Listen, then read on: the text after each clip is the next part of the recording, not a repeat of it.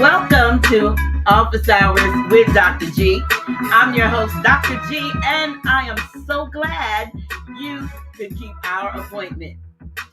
Really, I don't think tonight's guest needs any introduction because he is a trailblazer and a popular YouTuber himself, but he's also, I can call him my friend, and whenever I want to call on him, if he's available, he's here on the show to give us an update, and that is a real Nagas. Started off as a Christian, like a lot of us did, and he found inconsistencies and contradictions in the church and the Bible as a child. And after not finding answers to his questions about the church, he prayed to God or the universe to just show him the truth no matter what it was. And soon after this heartfelt plea for truth, he was introduced to alternative knowledge by way of a book called The New World Order by Ralph Epperson, which led him on a 25-year path of extensive research and study into a multitude of topics from ancient world Moorish history, secret societies and symbolism, movie symbolism, Tibetan, mystical, metaphysical sciences such as alchemy, astrology, and the science of melanin, political sciences, world governments, esoteric fitness and nutrition, to Aboriginal constitutional and police stop law. Real Naga's mission is to pass on the information the universe has entrusted within him to help restore, elevate, and evolve the consciousness of all melanated people and the world as a whole. Please help me welcome back for I don't know what time, how many times it is, to Office Hours with Dr. G. That's me. Brother, Real Nagas. How you doing? You know how you doing. There we go. Can you hear me now? I hear you. All right. How y'all doing out there? We have to let the music music play. Yeah, that's me. One more bar, y'all. I hope you're feeling all right out there today, because I am feeling fantastic. I love it when my brother is here on Office Hours with Dr. G, so we can get an update and get some of that knowledge and all whatever the universe has poured into him in the prior days. I want to hear it. We want to hear it. How you doing? How you doing? What's up? I'm good. How you doing? I am so good. I am so good. And thank you all for being out there in the chat. Want you to press that like and share. Let somebody know that we are here. We are live. I don't know if we hear a little echo or whatever, but we are live, and we just want to talk about a few things you need to know now, because there is a lot going on, and I'm reading and studying things, and you're, doing things. Right off the bat, I want to talk about the banking situation, because it's on the hearts and minds of so many, especially since so many of us have entrusted our hard-earned fiat Man, to the banking. Yep. So we're hearing all kinds of stuff. So we first heard about not first. I've been hearing about this since about 2011, when I met Grand Sheikh Taj Tariq Bey. He has been hammering this home that, take your money out the bank, just leave just enough in there for your day-to-day dealings and things you have to do. Invest in gold, invest in silver. Y'all know I'm into, I've been with Quicksilver for 2. It took me a long time to get with it, but, silver. And, he's been saying these things. He's been saying 401ks were 409ks and all this stuff. He's been saying this for years. And now in our lifetime, we are seeing a lot of ish. Please. Oh, we're about to go down. What's happening? And what's going on? Well, you're at the flip, the change. Everything, all of this is the changing, the one world order movement. And so there's many different parts to this one world movement. And so the financial flip is what needs to go down next. But before that though, there's a battle going on in the world right now. So there's like the one world order is not solidified, and so that's what this war is going on right now. So you got like people like Russia and China and a lot of other people who aren't necessarily on board. Like a lot of African countries, they're not on board with this one world order. Mm. So they're trying to force them some type of way into into this one world system. So this is why you see uh, America through a proxy war, is fighting with Russia through the Ukraine. Mm-hmm. But see, Russia is like their last obstacle. Well, not necessarily their last obstacle. It's really like Russia and North Korea, places that have nukes, that have the nukes that can do stuff. So Mm-hmm. who can oppose the one world thing that's going on? So they have to systematically try to take these cats out. So Russia's the biggest one. Russia got more nukes than America. So they have to try to take Russia out first. If you play chess, you got to take you want to you got to be strategic. You want to take the main cat off the board first. Okay. And so that's Putin. And so through that, they're trying to as far as the money system. So the money, everybody knows, or I hope everybody knows that debt notes are, they have a shelf life. Like paper money, really all money has a shelf life. Money has changed throughout history. There's always been at one point in time, it was sticks. It was called the tally stick. That's why you say, what's the tally? When you add up numbers, you say, what's the tally? Because for like 1,000 years, they used to use a stick to count money. They split the stick in half, and then once you made a purchase or something, they would put a groove in the stick, and so then in each part of the stick. So if the stick came together, the grooves had to match up, and so that's how you knew you had money. And so money changes over time. It's based off of our collective agreement of what the medium of exchange is. So money can truly be anything. It could be a pair of socks if we want it to be. If it's cold, if you live in a cold place, money's gonna be socks and some hand warmers and beanies and stuff like that. So it's depending on what we agree on. Mm-hmm. The every 70 years or so, maybe every 70 to 100 years, money changes, money flips. So we were backed by gold for a while, until the 70s, and then that's when we fully went on the debt note system. Now it's time for another change in the money system. And America has been keeping the money system afloat for a long time, based off the fact that they in the early 1900s, they went around and they got everybody to be on the petrol dollar. So they was like, all right, if you're going to buy any oil around the world, you got to do it in American dollars and American debt notes. And so the reason they did that is because they made these deals with the Saudis at first, and they said, all right, if you guys use debt notes to make your purchases, then we'll give you protection. So because they were, and so in those Saudi in those different Muslim countries, they had they were fighting with each other. A lot of these different countries were fighting with each other. So it was like with Yemen and all these places. So they was like, we'll give you protection if you use debt notes. So they went around, they doing this for almost 100 years, and they got everybody to buy into the debt note system, which made America the most powerful country in the world. Now, what's happening is they know it's a floating, it's a sinking ship. They know it.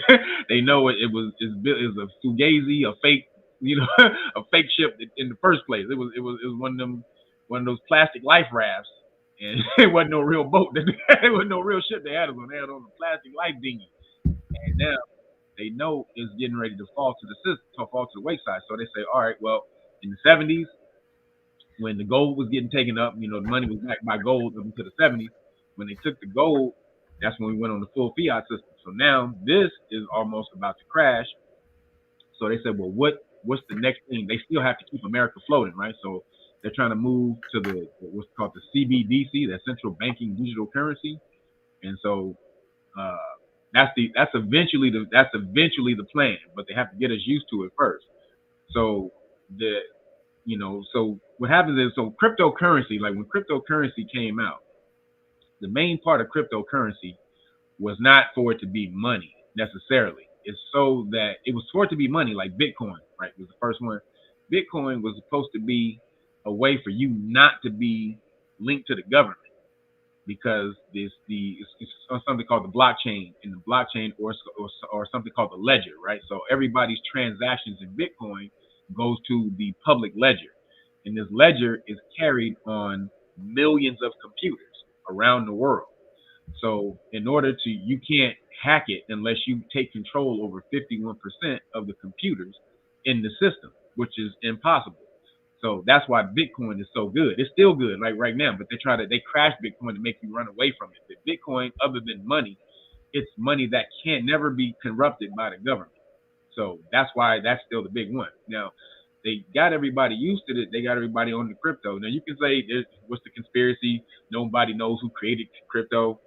It could have been the government or whatever. All of that, for sure. All of that could have been the case. But as far as them being able to take control of it, it's really impossible for them to take control of it unless they take control over 51% of the computers. So what happens, they get everybody used to, all these other cryptocurrencies start coming out. They see everybody getting rich off these cryptocurrencies, and they want to move towards that, which really started messing up the dollar. So they, with this SVB, the Silicon Valley Bank, which mostly deals in tech companies, right? So they were the main bank for all the tech companies in the world. Them and what is that thing? Singular Bank in New York, and also for the crypto. So what they did is, everybody thinks that it was an accident that the banking system crashed. So I don't know if everybody remember that FTX. Remember that dude, that FTX that just came out, the Sam Bankman-Fried, and he got like Shaq and all these other people to invest in the crypto, right? And then they built it up to $16 million, and then he was like, I don't know where y'all money went. My bad. He was like, I don't know. And so now everybody's suing Shaq and what's the boy name? Tom Brady and all these people, Larry David, all these people who were in on the FTX. So FTX though was a pump and dump. So basically, it was a way for people to get.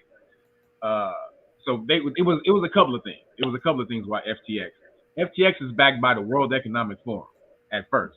So everybody, FTX dude was backed by the World Economic Forum, the whole company. So that was a plan. If anybody knows about the World Economic Forum, their plan is to institute a global system. That's their whole plan.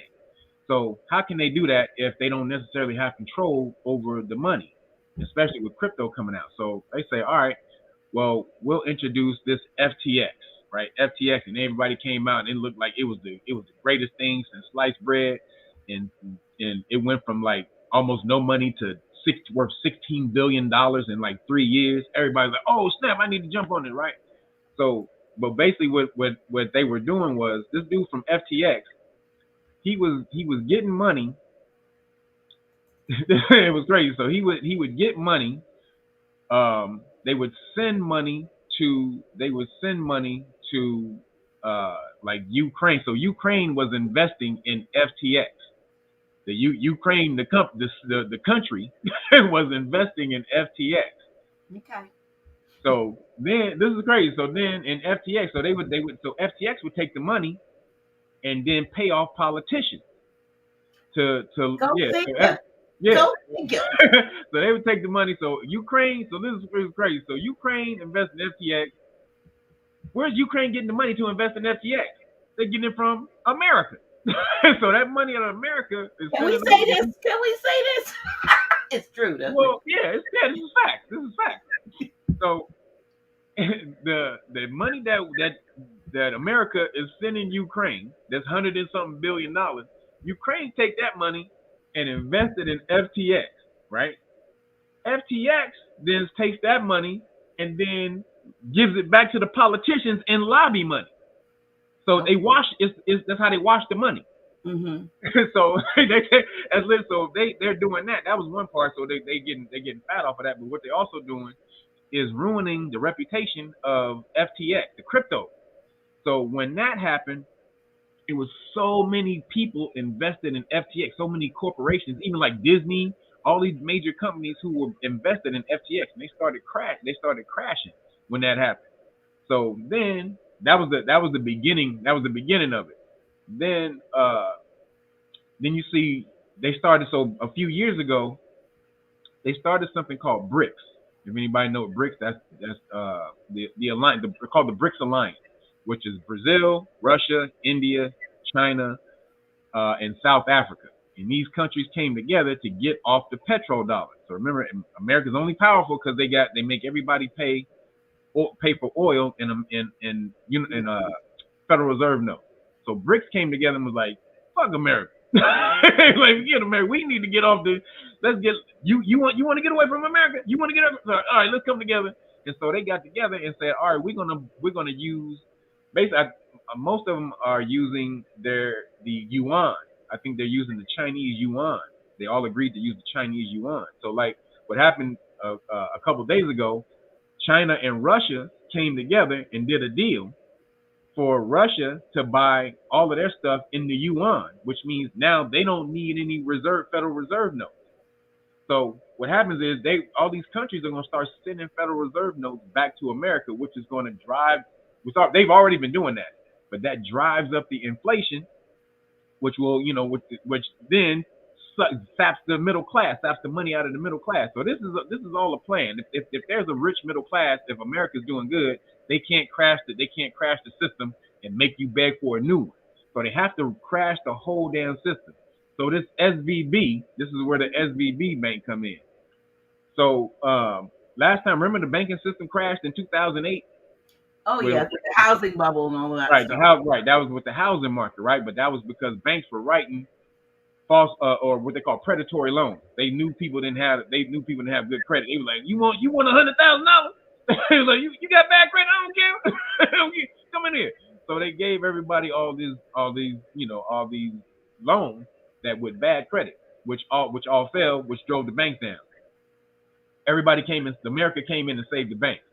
So then there was this bill called the Dodd-Frank bill, which was by these senators or these congressmen, Dodd and Frank. They said, we're going to do this so you can never do this again. You can never come in and your banks can never mess up American money again, right? So what happens now? This was in 2008. Now, all of a sudden in 2023, you see another bank was doing faulty stuff with the people with the people money. So that bank crashed. And then, which in turn, it was like 100 and some other banks who were tied into to that bank. So 100 and something other banks all crashed at the same time within the last month, or since SVB, the banking system crashed. So now what that is doing, I'm going back to Signature Bank. So Signature, but how this happened was the dude Frank who made the bill, the Dodd-Frank bill, when Trump got elected, he quit Congress. And he went and started working for Signature Bank, excuse me, not Singular, but Signature Bank. And he started working for Signature Bank. And so what they did is they gave him $1 million to undo the bill that he did in the first place, to stop the banks from taking advantage of people. Well, had he done that prior to quitting, because he had to still be in that position, right? No. So he quit Congress after Trump got elected. He's out of Congress now. So as a private citizen, he goes and works for Singular Bank. And Singular Bank paid him $1 million to go lobby the Trump administration. Yeah, to lobby the Trump administration to get the regulations that he made to get the regulations taken down.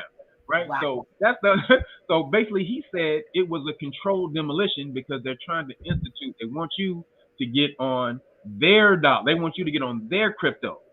There's a difference. They don't want everybody else's crypto. They want you to get on the United States dollar crypto. So they had to crash everybody else's money to make you think everybody else is unsafe. But then they will come in and like, we're the good guys. Everybody, I mean, you can trust us here. This is America. We're America. You can trust us. And so they're trying to drive everybody to that. But what they're doing is they're already implementing this around the world. In India, they got a central banking digital currency. In Nigeria, they got a central banking digital currency. In Nigeria, they almost crashed the system over there because they introduced the banking digital currency months ago, but they still had the old reserve notes in Nigeria. They were still letting people use the old money. So, but when they came in and they said, "All right, now y'all good. Remember, we told y'all this months ago we was gonna take this money out of the system." They were like, "Y'all ready?" And then they cut the old money off, and people went crazy. They went to the bank and tried to get their money out. The banks was closed and everything. They started burning down everything over in Nigeria. They went it was a whole riot. And then Nigeria came out, "Hey, my bad, y'all. Oh, sorry. We back, my bad. Y'all can have your old money back." So shout out to Nigeria. They didn't take that. But so all of that is coming, to the rest of the world. And so America is just trying to figure out the right time to introduce this central banking digital currency. Now, if you got less than $250,000 in the bank, so what they're gonna really do is they're gonna try to crash the system, and how to get you to accept the central banking digital currency, they're gonna give you more CBDC than what you had in the bank. So say if you had like $20,000 in the bank, and the bank crashed, and you lost your $20,000. Now it's insured. It's insured by FDIC. But if they come in and they say, "All right, you had $20,000 in the bank. What if we give you 30,000 in CBDC? We can give you 20,000 in the old currency, or we can give you $30,000 in central banking digital currency." What you gonna? Most people gonna be like, most people are gonna take the extra 10 grand or whatever it is that they offer over that. So that's the system or the way that they're trying to come in, and again, that's the way for them to implement this whole social social credit score system that they're trying to implement. Everything is digital. They can turn you off anytime they want. True. Money should never be controlled by the government, what I'm saying, or other than issues, what I'm saying, as far as paper money. But no, they should never have control over your purchases. With the digital banking currency, they're going to be able to look in on the blockchain and say, "Well, what did you do with this money this week? Or what did you do with this money this time?" They can be able to cut your money off, like they did the drivers in Canada. So they were the people in Canada, they're not like us. They were able to cut their money off immediately. They went to the bank and said, "Oh, the Canadians cut the truck drivers' money off." And anybody who was donating to the truck driver, they went in their bank accounts and cut their bank account off. So that's what they want to do in America. So that's why I've been telling everybody, look, make sure you get gold and silver. Absolutely. Make sure you get gold and silver. Hook up with Dr. G. Yeah. Seriously, y'all. Seriously. Make sure y'all get gold and silver for real. But also keep Federal Reserve notes. See, you want to start using more money. The fact that the way they able to get you into this central banking digital currency is because you used to not having physical money for transactions. So once you get used to that, it's easy for them to cut it off. So start using Federal Reserve notes again, and then just keep them on you in small denominations, 5, 10s, 20s, and 50s. Because if they cut the system off, the dollar is still a medium of exchange that we used to. We know the dollar. So even if they switch, we can still use that as a medium of exchange between each other. Right. And that's something until you said that to me the other day when we were talking, I hadn't considered, because I'm going back a couple things you said. You talked about how they crashed or did what they did with the crypto deliberately. I was with I'm going to name them Hyper Fund that became Hyperverse. They kept switching some stuff. Right now, a lot of folks have lost. They've lost big money. I lost 21,000. So I literally put like 15 and 6 in, and it was this, in 20 months you were supposed to get XYZ. Well, 6 of it was 2 different things, but 15,000 went to Hyperverse, and to this day, they're trying to figure out how folks can get, you're supposed to get like 8 times, what you put in. I'm like, just give me my 1. Just give me back. I don't need a 1501 right. or 15,002. Just give me the 15 grand that I put in, and so I'm so gun shy. Even if crypto is good without, because I heard there's a brother, Ishang. Oh my God, he does crypto woke, Mm-hmm. and he's been to the House of Reawakening Minds. As a matter of fact, he's really big on crypto. And now that I'm hearing you say what you're saying, he's still educating about it. But I remember when he came to House of Reawakening Minds, good 7 years or so ago, he had purchased his car, mainly partially using crypto. And so it was showing legitimacy and so forth. But what we need is an education, because he got a new book out called A Pot to Piss In, right?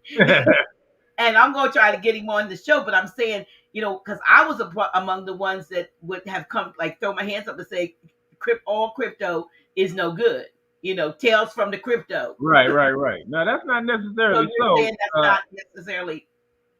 It's just ultimately, this is why, you always have to keep this in the back of your mind. Crypto is built on an electrical grid. So if they hit the grid with an EMP, which most people don't understand. So like they don't, if you get hit with an EMP, everything is done. So people be like, well, not if I have an external wallet. If I have an external wallet, then what you should have. Anybody who has crypto, you should have a physical external crypto wallet that's not attached to the computer, that has its own crypto code, password, and that's where your money is held. Now, the best thing about that is if you lose it, you lose all your crypto. But you lose all your crypto.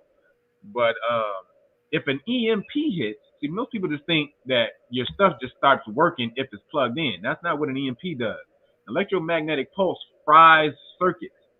So anything that has electrical circuits, it's fried. Even us. Yeah. No. Well, no. Well, I wouldn't say us, because we have melanin. Your melanin absorbs vibration. See, we're different. You're different. We different. There are those that will say that you need to have like orgonite or some other type of protection because. Well, yeah. I'm talking about EMFs, electromagnetic frequencies. Yeah. Well, yeah, I got the organized pyramid and everything, for sure. But just know that anything that's electrical will not affect melanated people the way it will everybody else, because melanin absorbs vibration, frequency, electricity, light, all of it. It converts it to energy. So we're a little different. It's not, that stuff won't work on us in the exact same way. That's why they got a problem with us. They trying to figure this stuff out.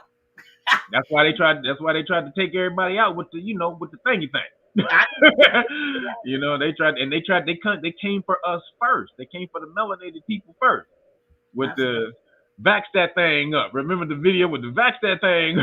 They paying everybody you can get. They paying people to get it. Paying people in the hood to get it. There was one brother who came out. He was supposed to be a hustler. He had a commercial. He's like, yeah, I used to get my hustle going, but in order for me to keep my hustle going, I got to get out here, and I got to get. I'm like, why are they doing all that? They tried to get us everybody. To take. They say everybody. Yeah, they did. They did. But I'm hoping that what we're seeing now, and what we've seen over the last at least year or so, and rapid succession right now. People's eyes are opening up to, whoa, you know what, we probably made a mistake. We probably we're the group that took it the least. Only about 30% of melanated people in America took that. Oh, wow. Most of us was like, nope. We was like, kick rocks. We're not doing it. So this is where the the money exchange. We'll pay you. You can get this. You can get. Because they know brothers jump at money. But well, I also want to go back to what you were saying about these alliances. You talk about Brics. Now, is it true that Iraq and Iran, because I just saw something recently, just signed a peace accord? Was it Iran? Yep. So what are the implications of that? America falling. America is about to fall as the number one country in the world. So like China, when China came together with Russia, Xi Jinping, he said, we haven't seen change like this in 100 years. Basically what he meant was, because 100 years ago is when the world went on the petrodollar, the United States reserve note petrodollar. And that's when America became the biggest country in the world. So he's like, yo, that's over. Now the fact that Russia and China, the two of the biggest countries in the world, other than America, they now going to use the yuan to start buying. So because uh, Russia is going to start selling gas to China, and so that's the deal. And so then, but everything else, Russia agreed to use the yuan. So that's going to bolster the yuan. And then all the different countries, when they saw these Brics countries coming together, they were like, "Can I get in?" They was like, "Wait, y'all about to kick America up out of here? Hey, let me get in. I want to be there." And so everybody started knocking at the Brics door, and all these countries now are joining the Brics countries. So like Turkey, 13 other African countries, they all want to join.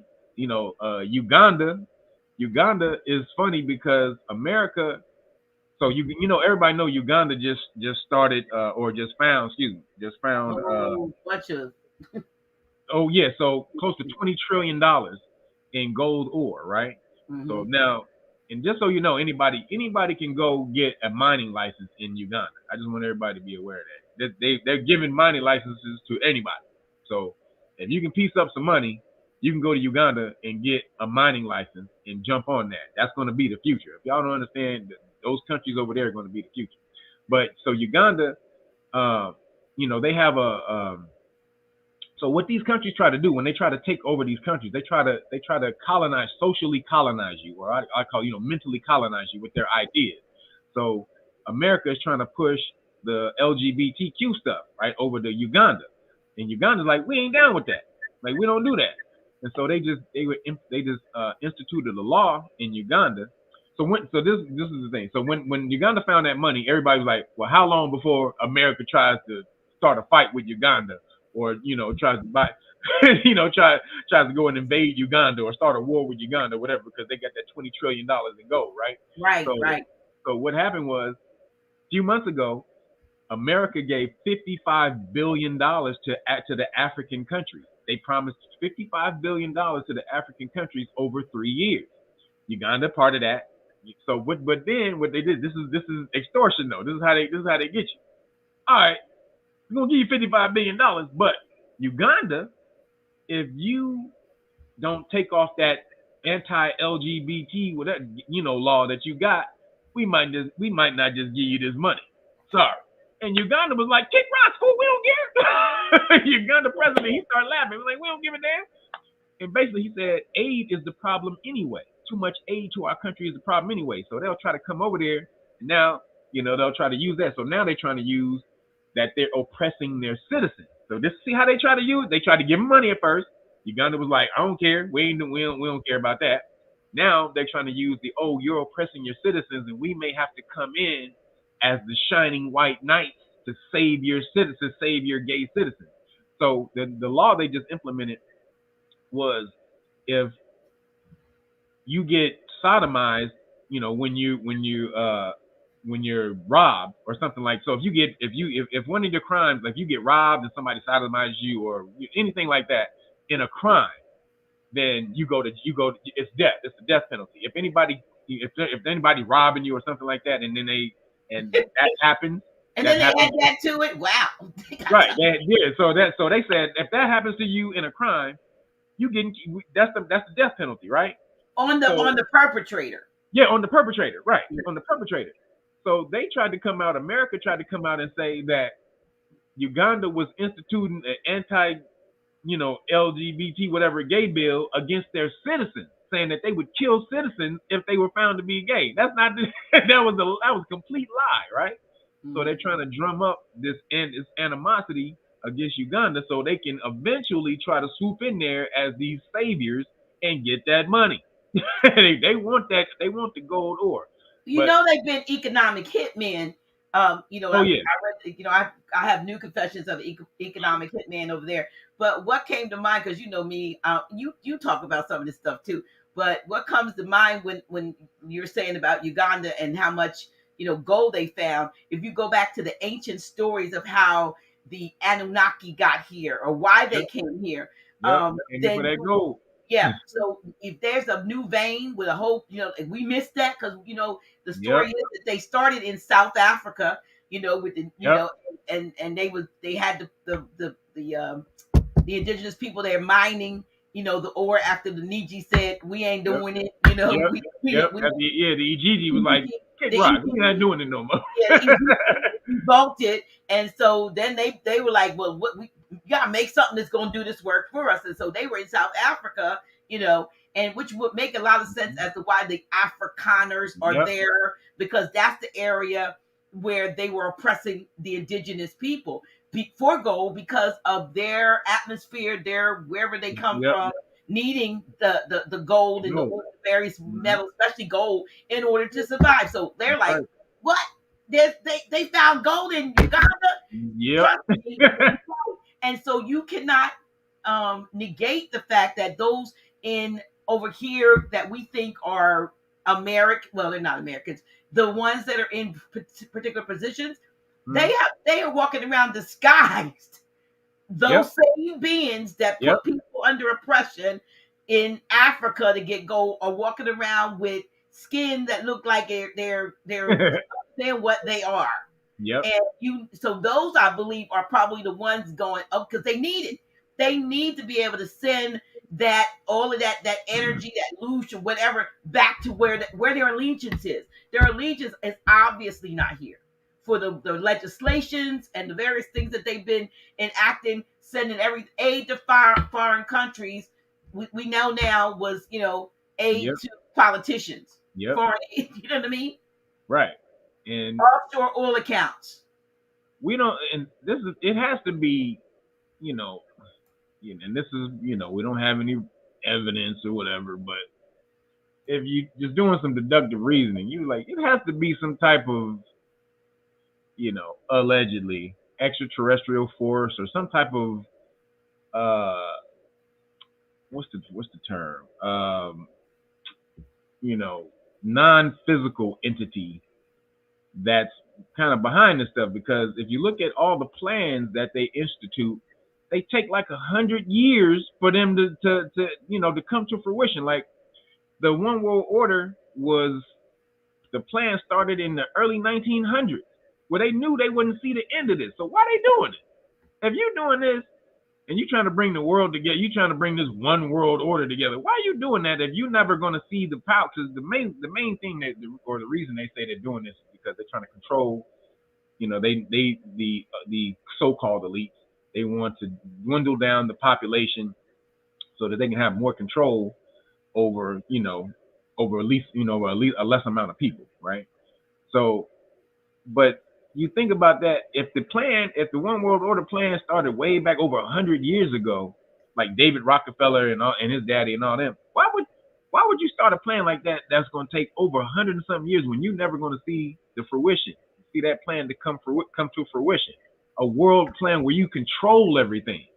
Why would you spend that much energy implementing a plan, instituting a plan like that that's going to take 100 years, spend all money and energy and time and plotting and planning and flying all over the world and coming together in these cabals and doing all that? Why would you do that if you never going to be there to see the goddamn plan come to fruition? How do you know they won't?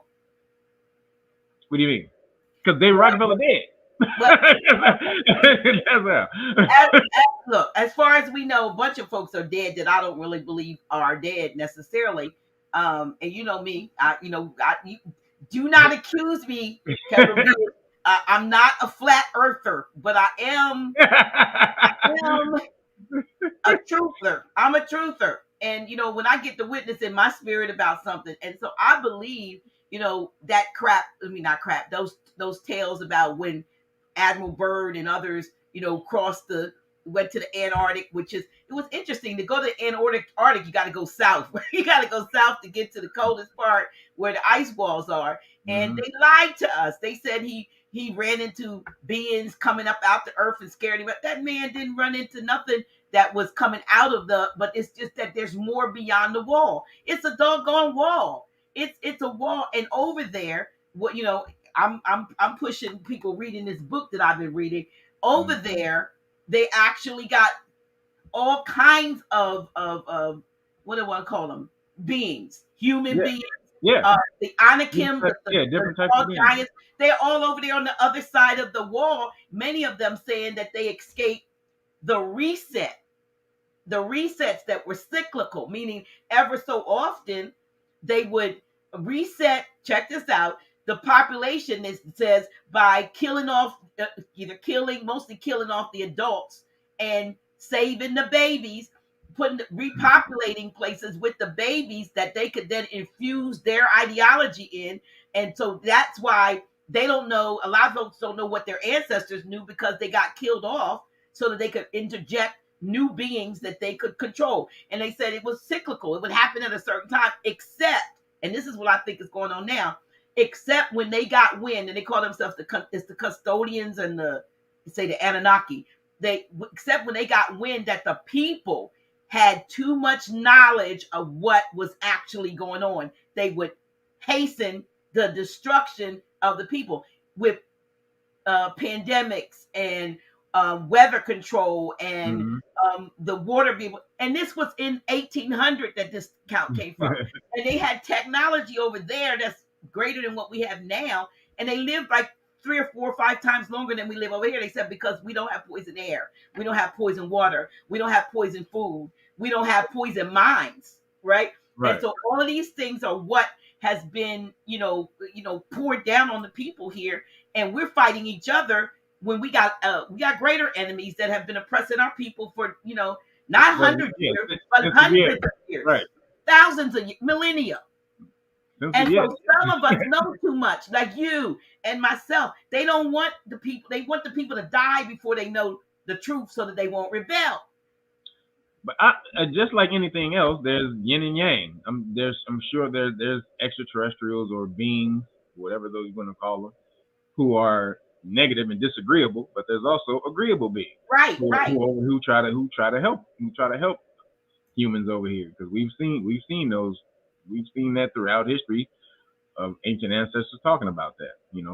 Extraterrestrials coming and helping with knowledge and giving basically with knowledge, but elevating the consciousness level of those different civilizations. So again, everything you gotta use the universal law, and everything is not just one way. It's going to be, if the universe creates one thing, it's going to create its polar opposite.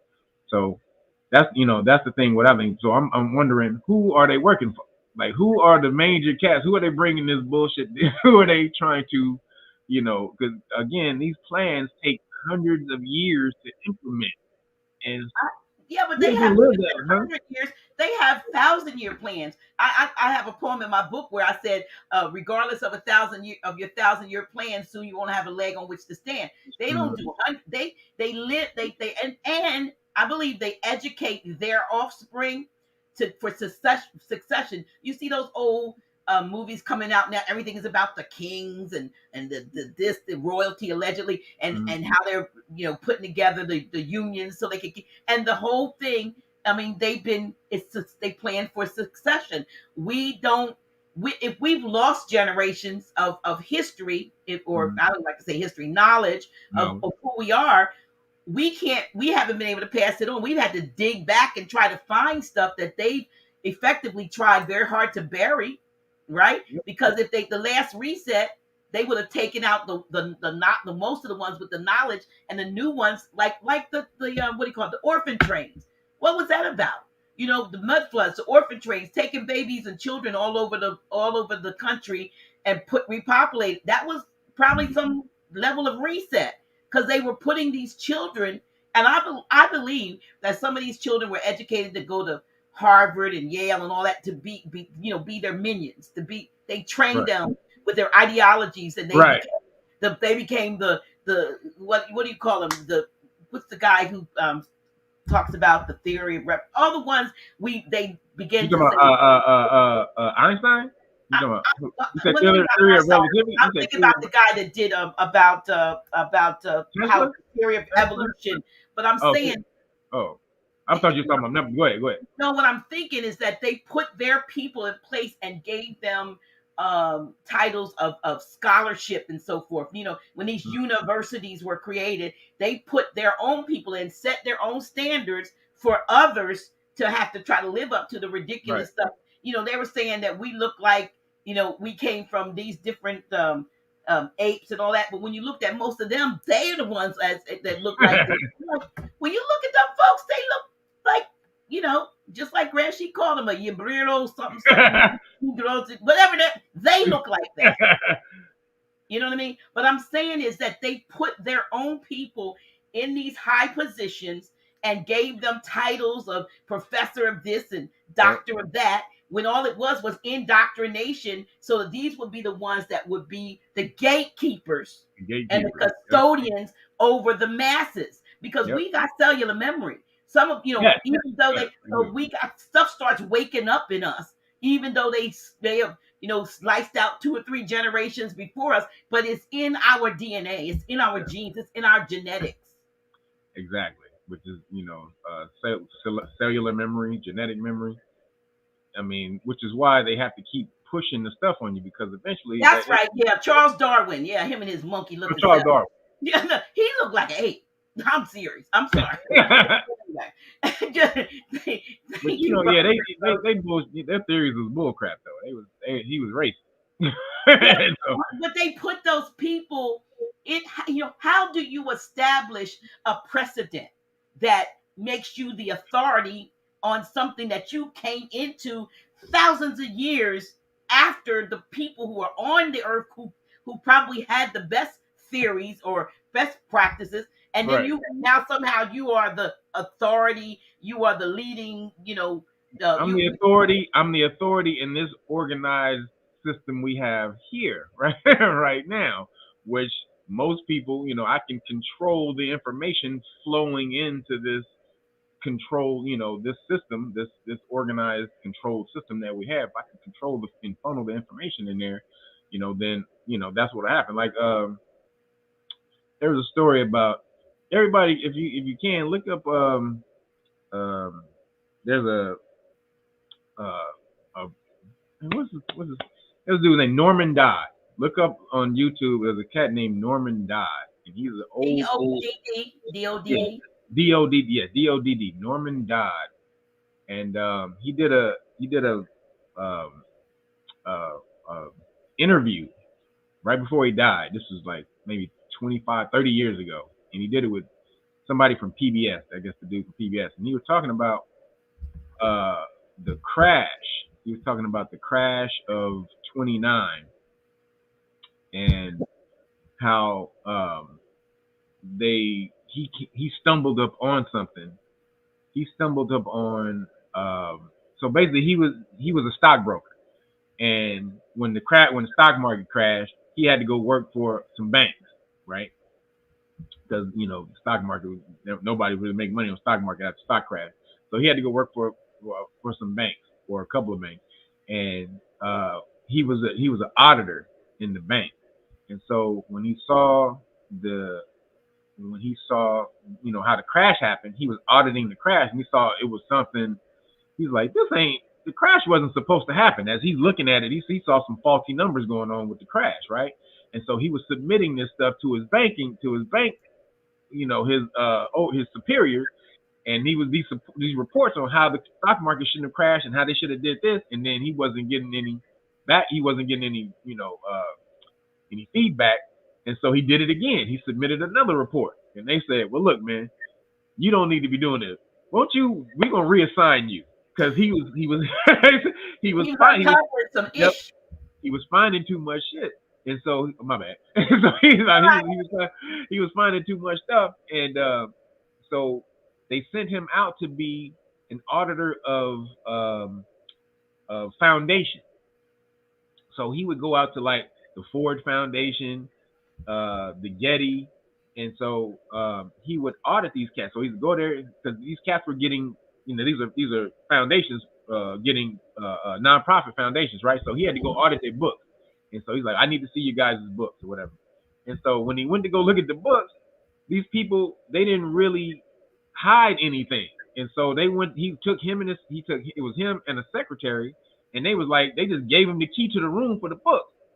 And so what happened was, these cats, they said they were looking at the minutes of the foundation to make sure that they were doing everything properly, right? So that they could get the federal exemption. So when they gave them the key to the room with the information, they didn't know, because this was like the 30s, like this was like the 30s or whatever. But these foundations have been together since the early 1900s, like 1912 or whatever. So these meeting minutes were on the books. So the cats who were running the foundations then, they didn't know what was on the books. It was on the meeting minutes from the early 1900s. So they just gave him the key to go in there and check it out. And when he went in there, he was like, "Oh snap!" He was like, "Crap!" They basically were talking about they were trying to implement a plan to drive how the plan was basically how could they get America at some point in time to join Russia as a communist country, and then they found out they would have to do this by systematically implementing certain steps. And this was on the minute. The meeting minutes of the Ford Foundation.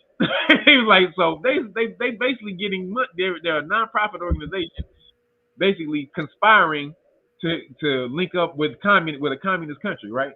So what he found also was that when he went and audited the Getty Foundation, and he found out that the Gettys paid a bunch of scholars from college. So they basically took a bunch of the top scholars who were in like archaeology and all these type of stuff, basically who can find out the historical information.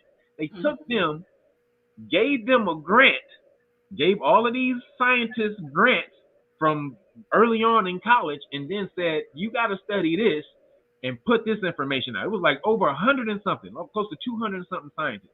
And then when that happened, after they graduated, those were the scientists who took control over the industry and started talking about, and then they started hiding stuff about melanated people and all this. So this is the Getty Foundation. This is the Gettys who did this.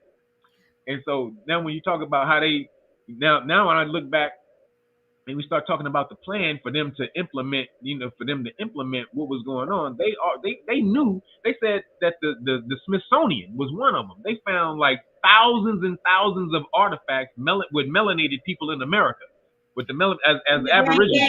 In the Grand Canyon. Huh? In the Grand Canyon. Yeah. No, and in the Grand Canyon, that too. But they found a bunch of artifacts, and they took it and put it on a boat and took it out to the middle of the ocean and dumped them. Dumped 1,000 artifacts proving that melanated people were the first people in the Americas. They took all of that stuff out to the middle of the ocean and dumped it. So there's been a major plan, and like you said, it goes back, hundreds and hundreds, thousands, thousands of years. It is thousands of years, and I'm thinking in terms of just knowledge. That's what the advantage we have right now over maybe some a few hundred years ago that we're getting. This is our ability on this side of the wall to have these communication venues, these being able to get on. We don't know how long it's going to be available because they control it. But one of the things that I've learned, and I know you also, and I'm jumping around a little bit, but I know that you were into health and fitness and things like that. That the all-seeing eye, or the eye of Horus, is really a symbol of the pituitary gland, and I believe that the pituitary gland, if it was not calcified, that was our medium of the pineal gland. The pineal gland. That was our medium of connecting with each other. That was we didn't need telephones or helophones or televisions and all that stuff, because we had a way of sending, it would just be an intuitive connection. If you needed to know over where your clan was, what this clan needed you to know, then, it was more than a smoke signal. It was a connect. It also, I'm going to just say, it also has to do with your melanin. The science of melanin is what's been lost. That's our greatest science that we've lost, is the science of melanin, is what your melanin can do, what it is in the universe, how powerful it is. We've lost all that science. Well, melanated people have. Caucasian people get together every 3 years and discuss it in something called the International Federation of Pigment Cell Society. So they know, but no African countries belong to the Federation. So we don't get the science. Not to say that African countries aren't doing their own science on melanin, because I've seen some of it, like India and all these different places. They talk about blue copper. There's something called blue copper in your melanin that amplifies the vibrations and frequencies.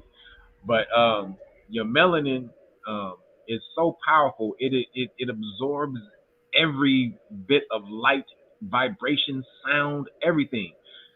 Because, and then this goes back to, we're going to go back into ancient times, and this is the lore that they don't tell us about how Saturn was the sun of the earth. We worship, or the people on the earth worship Saturn as the sun at one point, because it was the only light that we could see in the sky before what they call. So when you hear the history of in the gods fought in the gods in the heavens fought, that means the planets moved around. The gods are the planets, and so at some point the planets were positioned a certain way, where Saturn was in front of Jupiter.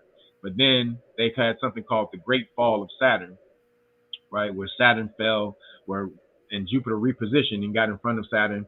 Excuse me. And so it was called Saturn fell to the dark side. So it fell to the low hemisphere and fell to the dark. That's where you get Vader and all that stuff from. Vader is Saturn.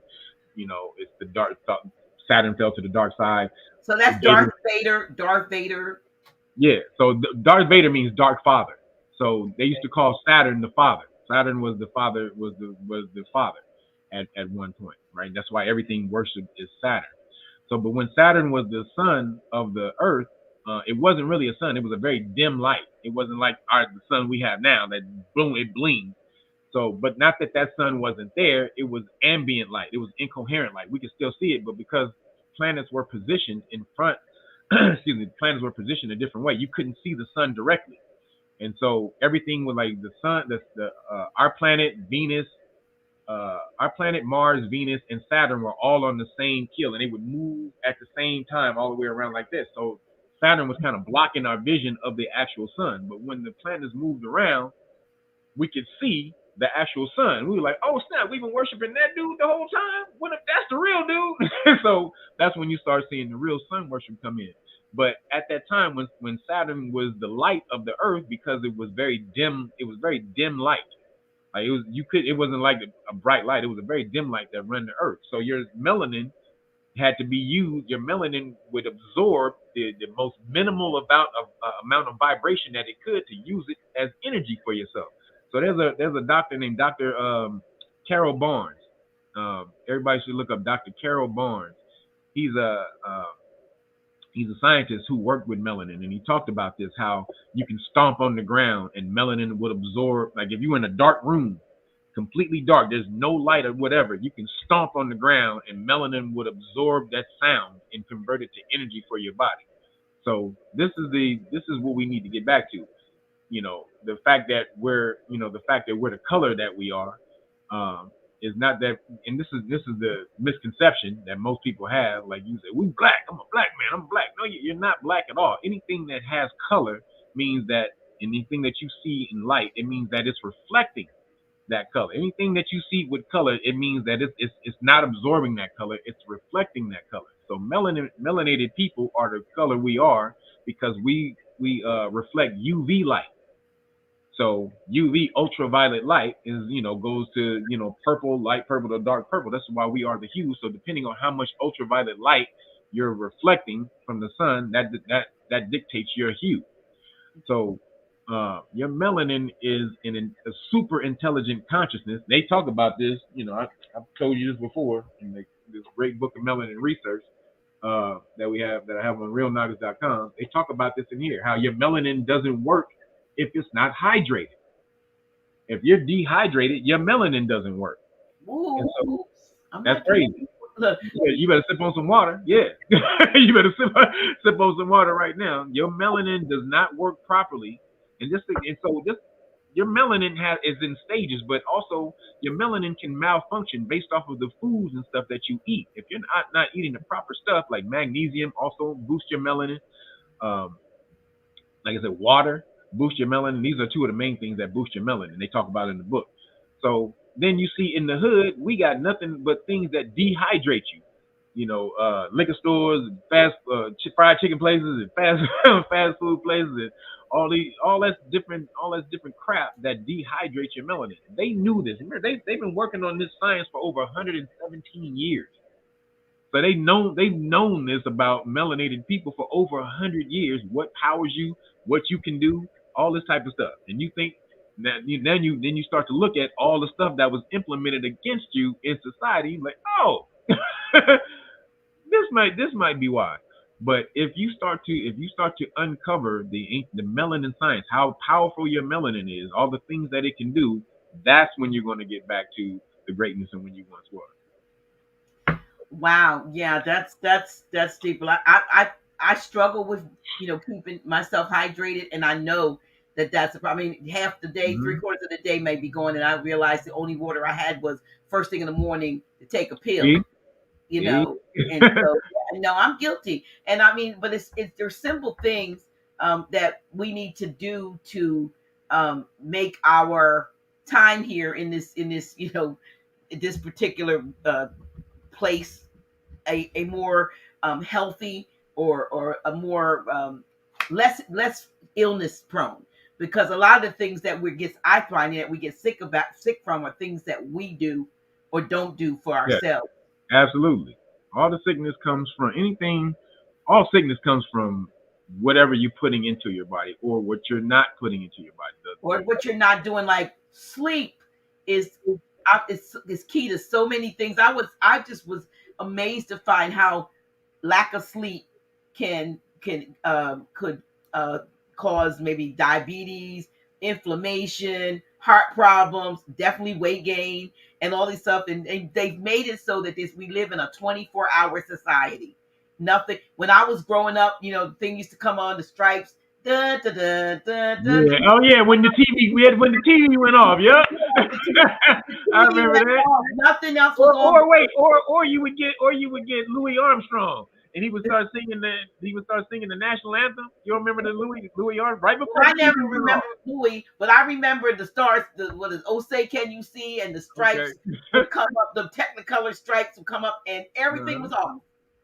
Now we live in a 24/7 society, Yep. and there's always something to look at, and we don't realize that they've done this on purpose. You know, Yep. everything that they have done is being done to shorten the lifespan and Yep. to diminish the quality of life of the humans, of those of us that are in the way, and they're trying to, they're doing AI and so many things. Like, we don't need them, and we can simulate this, and like, but we are the fighters. We have Yeah. to be based on the knowledge, because not my mother didn't live to see this kind of stuff. You see what I mean? Right. My grandmother, and a lot of people die I call it die in the middle, or they transition in the middle, Right. because they transition in the middle, meaning they didn't see the beginning and they Mm-hmm. don't see the end. They don't see the end. Yep. So whatever the narrative is, they were just stuck in the narrative. But we, who We here. We yeah, here. we here, We here. we've been here a minute, and I've Yep. seen some stuff, and I realize I can see the hand that's rocking the cradle. You can. You Yeah, can. yeah, and we've got to, somehow, if folks don't want to be a part of this renewal over reset, because they reset, and it's interesting that we're talking reset, financial reset. Everybody's talking about the great reset from the fiat currency. We're going to Mm-hmm. these other currencies that I got lots and lots of those other currencies too. Right. We think we're going to go and get billions of dollars. I hope we do. But what will it be? Will it be more? Will it be more fiat? Or I'd rather have Well, silver and gold. Well, right. So this is what's happening right now. The dollar actually is probably going to see what's called a deflation in a minute. So inflation means the value goes down. Deflation of the dollar means the value goes up. So America has to fight these other countries coming together against them. So they're going to be pouring more money into the American dollar, trying to pump the American dollar up. So you're actually going to see the dollar actually rise, not in soon, in for a minute, until they get this CBDC thing straightened, this whole digital central banking digital currency thing straightened out. Because it's funny, Mexico said they want to join BRICS. Now that's insane. Mexico is right on our border. If they're one of the biggest people who has the biggest stockpiles of United States dollars, a Federal Reserve note. So if Mexico goes off the dollar, that's terrible for America. So now what you hear when Mexico said they wanted to join BRICS, what just happened? Now the American government came out. You have some politicians came out. We need to invade Mexico to invade the cartels. Like, wait a minute. Now you, wait a minute. The cartels been running Mexico for 30, 40 years already. And now you want to invade Mexico against the cartel. When as soon as Mexico said we want to go off the American dollar. So how they fighting it is, they said, so this is what they call this an existential crisis. American dollar, the American dollar getting ready to be taken out. So in those terms, you have to do what it takes to to keep your country alive, right? So everybody knows about the pipeline, the Nord Stream pipeline that got blown up, right? They did that because they see the writing on the wall that different countries are going to start using gas, different gas, right? So Russia was funneling gas or supplying gas to Europe. And so what they did was so America just found new gas supply. Just so y'all know, everybody know, America just found more gas off of Alaska and somewhere else. So they have more gas now to try to pump to other countries. So now if China gets with Russia, Europe was already messing with Russia. Saudi Arabia is getting ready to is messing with Russia. So this is bad for America, right? So America was like, hey, what that pipeline doing over there? what that Nord Stream pipeline doing over there? So they go blow that up, allegedly. They go blow that up, and now Russia can't supply any more gas to Europe. And then America's gonna be like, hey, buddy, look what I got. Oh, snap, look what I got right here. We found some more oil.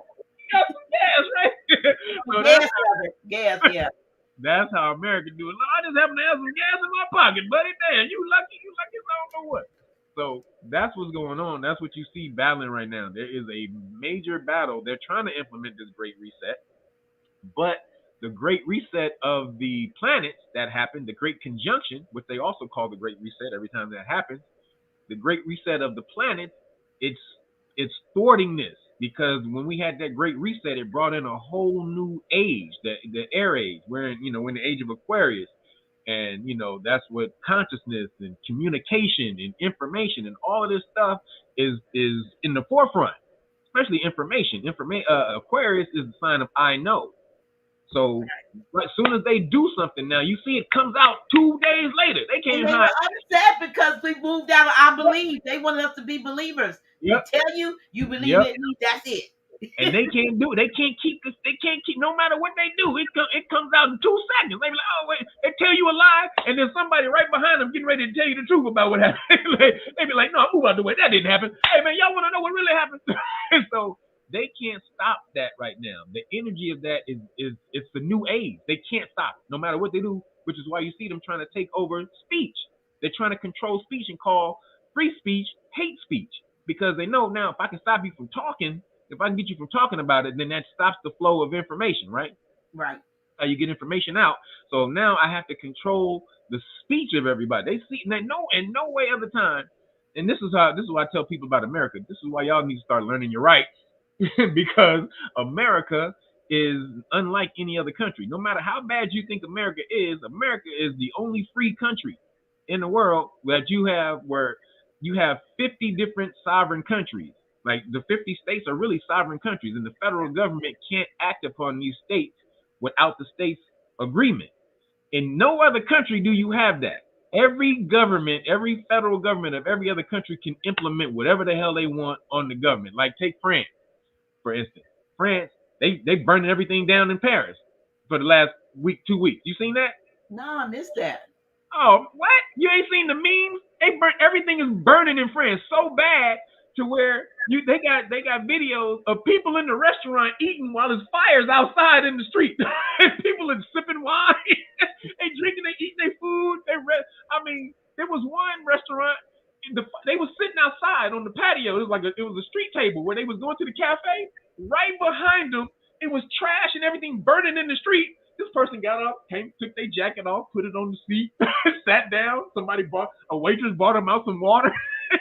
I mean, it was going crazy. But the reason that happened was because they raised the retirement age in France from to for 2 years. So you gotta work an extra 2 years over in France. And so they were like, oh hell no. So they went into the street, and they went and started burning everything down because of that. But they're doing that also in America. They raised the retirement age from 65 to 67. They didn't tell nobody. They did. And so yeah. they didn't tell nobody. And so, this is if you don't but in America, like I said, they just implemented that over in France. They have to finagle it in America because you have a right. You have rights. You free. You get a chance to vote. All that type of stuff. But they know if you don't know how the system works, then they can come in and run the system anytime, any way they want because y'all don't know shit. If I don't, how you know that I'm rowing the boat? If I row the boat with a TV and you don't know how a boat works, then you don't know. Like, man, you ain't supposed to have rowing a boat with a TV. You're supposed to have an oar, aren't you? But only people who know. But if one didn't know, then that's what people would be doing. I heard Dane Calloway talking about and showed a video of what was it, Margaret Mead? She was that anthropologist that went over and was studying people, and she was talking about a pencil in the clip he showed, and she said this is a piece of wood with lead, but we tell you it's a pencil, right? But somewhere else it might be called something else. Yep. You know what I mean? So you can say, whatever you want to call it. Like even like when we talk about we have the right to self-identify. Well, they identified stuff for us and told us it was this, and then made it hard. And she said, and in that clip I was looking at from Dane, that we discourage the Americans from learning other languages. Yes. They wanted us to be stuck with just this bastard, It's a junk language. American English anyway, is a junk language. You use filler words that you don't have to use and stuff like that. You use more energy. Excuse me. So you use more energy using English than you would any other language usually. But we've been under siege. We've been under siege. When you think about it, we have been under siege, and we have been content in our captivity, not knowing, because you don't see the bars around. You see the bars when Ray go to jail, but you don't realize that there's a bigger jail, if you will, that all of us are in, right? Right. And to me, melanated people, that's because our focus. So it's what affects you the most, right? So most of the things that affect melanated people in the hood the most is obviously finances, but the popo. So we focus more so on the popo than anything. That's our major thing in the hood. You say what's what I'm saying? What is our biggest thing that thwarts us in the hood? It's probably going to be the popo. You can pull up that, and it's also like I said, poverty and institutionalized racism and that type of stuff. But the main thing that keeps you in control is the popo. That is the main thing that keeps melanated people in control. Now, Caucasian people don't have to worry about the popo, so they can actually worry about what's actually going on with their country, which is why they're usually more informed. When it comes to stuff like that, they're always watching. They're the sky is falling people. Oh my God, did you see what happened there? Oh my God, oh my God, oh my God. So they can see all this stuff because they understand where America used to be, and they see where it's moving. But America always been fucked up for melanated people, so we don't ever see when it's moving. So every time it's messed up, we're like, what changed? What changed for us? Nothing. So but if we don't pay attention to things too, like you said. Well, like you told me some things. Did you know if Paris was burned? Did you know they? It's happened here, in Delaware. Oftentimes we would learn about a legislation that was passed, but nobody knew about it ahead of time when you could have gone and voiced your opinion. But by the time we found out, we out there having a fit because we Exactly. didn't see the writing on the wall because it was coming. That's why we have that's why we put these law and government flashcards out there. Actually, volume 1 and volume 2, because we Okay, so you know. got more than just the police stop cards. Yeah. Okay. Oh yeah, we got law and government flashcards, so people can learn about. You can't take advantage of the system if you don't know how it works. I always use RZA's lyric all the time. One of the best lyrics in his song. He said, "It's common sense. I master my circumference." That's one of I heard it and I was listening to it earlier today. It's one of the greatest lines in any rap song, because it is. If you don't master what's around you, how do you expect to be able to move properly, freely, or take advantage of the environment? You can't do any of that if you don't know what the hell is going on around you, That's true. or even contribute in a proper way, which is how or Caucasian people have over melanated people. They're the ones always at the school board meetings, at the at the city council meetings and all this and that type of stuff, getting stuff done because they know how the government works and they implement that activity. We don't. We sit around. Now some of us do. There's some people who do that, but for the most part, we don't get involved like that. We think no matter what we do, the system ain't gonna work for us. So why in the hell get involved? Right. Like why the hell would I want to waste my time? Man, I'm about to watch this game. I'm about to watch this game tomorrow. You see John Morant? John Morant is banging on cats around there. I'm about to. I like John Morant. You like John Morant? Yeah. Kobe would have ate him up though. But Kobe would have ate John Morant up, boy, like for lunch. But yeah, so we're focused on so much stuff that means absolutely nothing, because we're constantly oppressed, and in this down state, we need release, we need escape all the time. So if you tell us, you try to tell us the damn system is falling, we're like, and like what that mean for us? We all ain't nothing gonna change for us. We're gonna be in the same place. But if you did learn the system, you'd be able to take advantage of that system. They beat that desire for that knowledge out of us in the early after the Reconstruction with the bulldozing. That was a campaign of beating melanated people who tried to get involved in law and government. They would go to these gatherings when you tried to vote, or you tried to be involved in local government. They would go to these places with the Ku Klux Klan and the police and beat melanated people who were in line or at these places. They would go in and raid these places where you were talking about law and government, and they would go in there and just raid the places and beat people. What they call bulldozing. They gave melanated people a bull's dose of a beating. So if you know a bull is big, you can beat a bull something crazy. If you try to beat a bull, and that's the beating they gave melanated people to drive the fear into you of government, law, and government, and then you pass that to your kids throughout history. Don't look at the police officer when he's on. Don't look him in the eye. Put your hands on the steering wheel. Make sure you don't say nothing. Don't all of that. That comes from way back there. The bulldozer. You don't have to be scared of a police officer though, at all. Not one damn bit. How many people know? How many people know that a police officer don't have the right to handcuff you if you're not aggressive when they come up and they detain you? But for 9 out of 10 melanated people, the handcuffs go on you instantaneously because they know you think that's a real thing. That's a thing, and you don't deny. You don't say anything. But that's shackles. Do you understand? Handcuffs are shackles. That's it. They call them handcuffs now, but they old slave shackles, and they think that you're supposed to be used to that. When they roll up to you and they put you in them handcuffs, but unless you're being violent or unless you're trying to run, they have no right to put you in handcuffs. You can sue them for that. That's a violation of your Fourth Amendment right.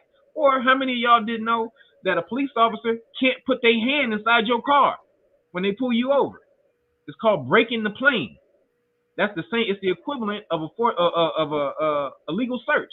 Even if they put their finger, if they fingernail cross the plane, cross what they call the lining of your car, the window of your car, if they fingernail cross that, it's called breaking the plane, and you can sue them for a Fourth Amendment violation. But we don't know any of this stuff. We don't know. So that's what I mean about mastering your circumference. Yeah. So, but knowledge again. The other is important, but unity, coming together. Because I was thinking, all of these nations are coming Mm-hmm. together. Yes. And is it, do they, look, this is a stupid question, but no question is stupid. I'm going to ask it. No, ain't no Do question. they realize that we are prisoners of war? That for the most part, we No. are unwitting prisoners of war, that we're not a part of this BS. We don't control the government. We don't go in and go into other countries and, overtake them and all that, unless we're in their armies and we're fighting, which we don't realize is Right. not our battle. But do they realize that we are prisoners of war and that we want or need to separate and extricate ourselves from this system and be a part of the human or whoever, the civilized people of the Well, earth?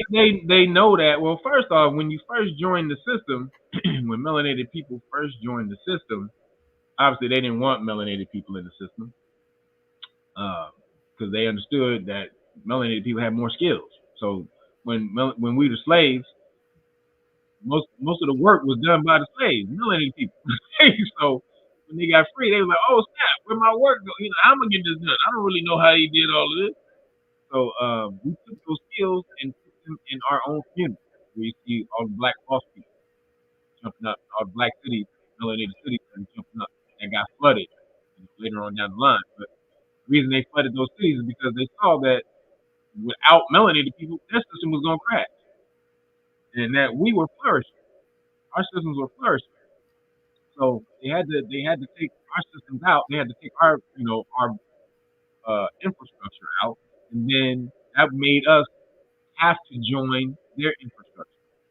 Oh, so you're talking about the mud floods and those Yep. those things like that, But because yeah, flooding they, flooding the cities and all that stuff. those when they began to rebuild, they built wooden over top of things that Yep. were brick and Yep. and other stronger. They didn't even have the skill set to build what was underneath of the mud. Nope. You Nope. know, but what I'm saying is, do you see us coming together? And one of the things we're trying to do with our website is to get folks to share.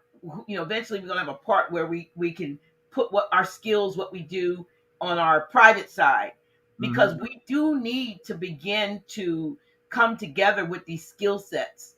And because since we have the skill, we have those crafts that are under our belt, we just need to start pulling ourselves together so that we can rebuild the nation, our own nation ourselves. But I'm sure it would not be without pushback. But do you see that as a possible solution, and then us connecting on the worldwide stage, saying we ain't with them. They were we were their prisoners, we were their captives. Now we's free, and we want to be a part of the. Do you see anything like that occurring or in our life? Not unless you take your status back. Unless so in two ways. So you can do it in two ways. So most people don't know you can be sovereign in this country. You can be autonomous on this landmass by you buy your own land, and then you set up a government around it. Case in point, Disney. Disney Disney was sovereign for 50 years, Right. and they just lost their sovereignty because they were pushing that don't they were against they were anti with that bill. It was really the child the what was it child something bill, the child education bill or something like that, but they called it the Don't Say Gay bill. Mm-hmm. And when they came out against that, Ron DeSantis, the government was like, "Oh, you want to? Oh, you what?" And so he went took their sovereignty. "Oh, you really want to go? You really want to judge? You want to play, huh?" And so he took their sovereignty for 50 years. They could make their own laws. They didn't have to pay no taxes. They could issue bonds. They could do anything a sovereign government could do. Disney. So they did it. You can do it too. So how you do that though is you got to get land. You got to acquire the land, and then you set up your government on the land.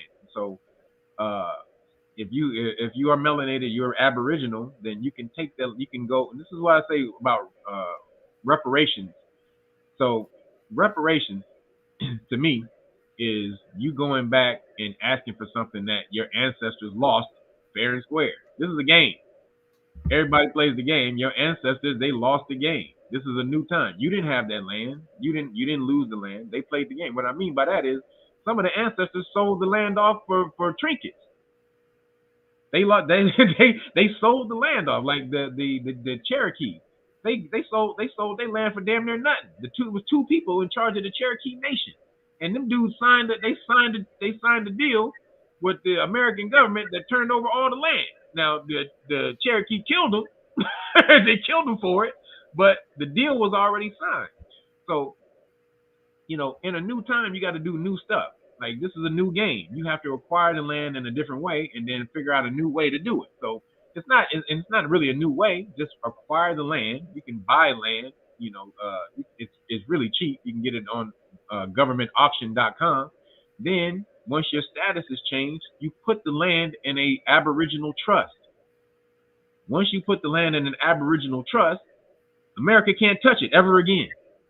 If your status is correct, if you have the correct status, once you put that in an Aboriginal trust, it's free and clear. Allodial title is free and clear from America. So once more and more people start doing that and linking up those lands, then that's when we'll start doing something. That's when we'll start having something, or create an organization to where you have the mass voices sound like one giant voice. All these little tiny voices have to sound like one voice, and that's one of the main reasons we did Know Your Rights Foundation, because we see in this new world order where the only thing that they're going to recognize is corporations,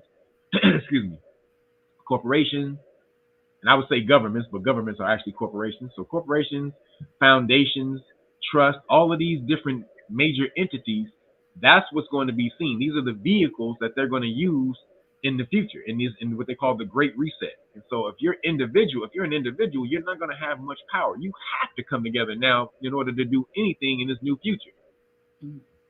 Oh, you're right. We got to come together, but we got to do it in the proper way. And so, do you believe, what is the method you subscribe to for people who want to correct their status? I hear everything from just fill your paperwork out and keep it to yourself because it's you, to go back through them.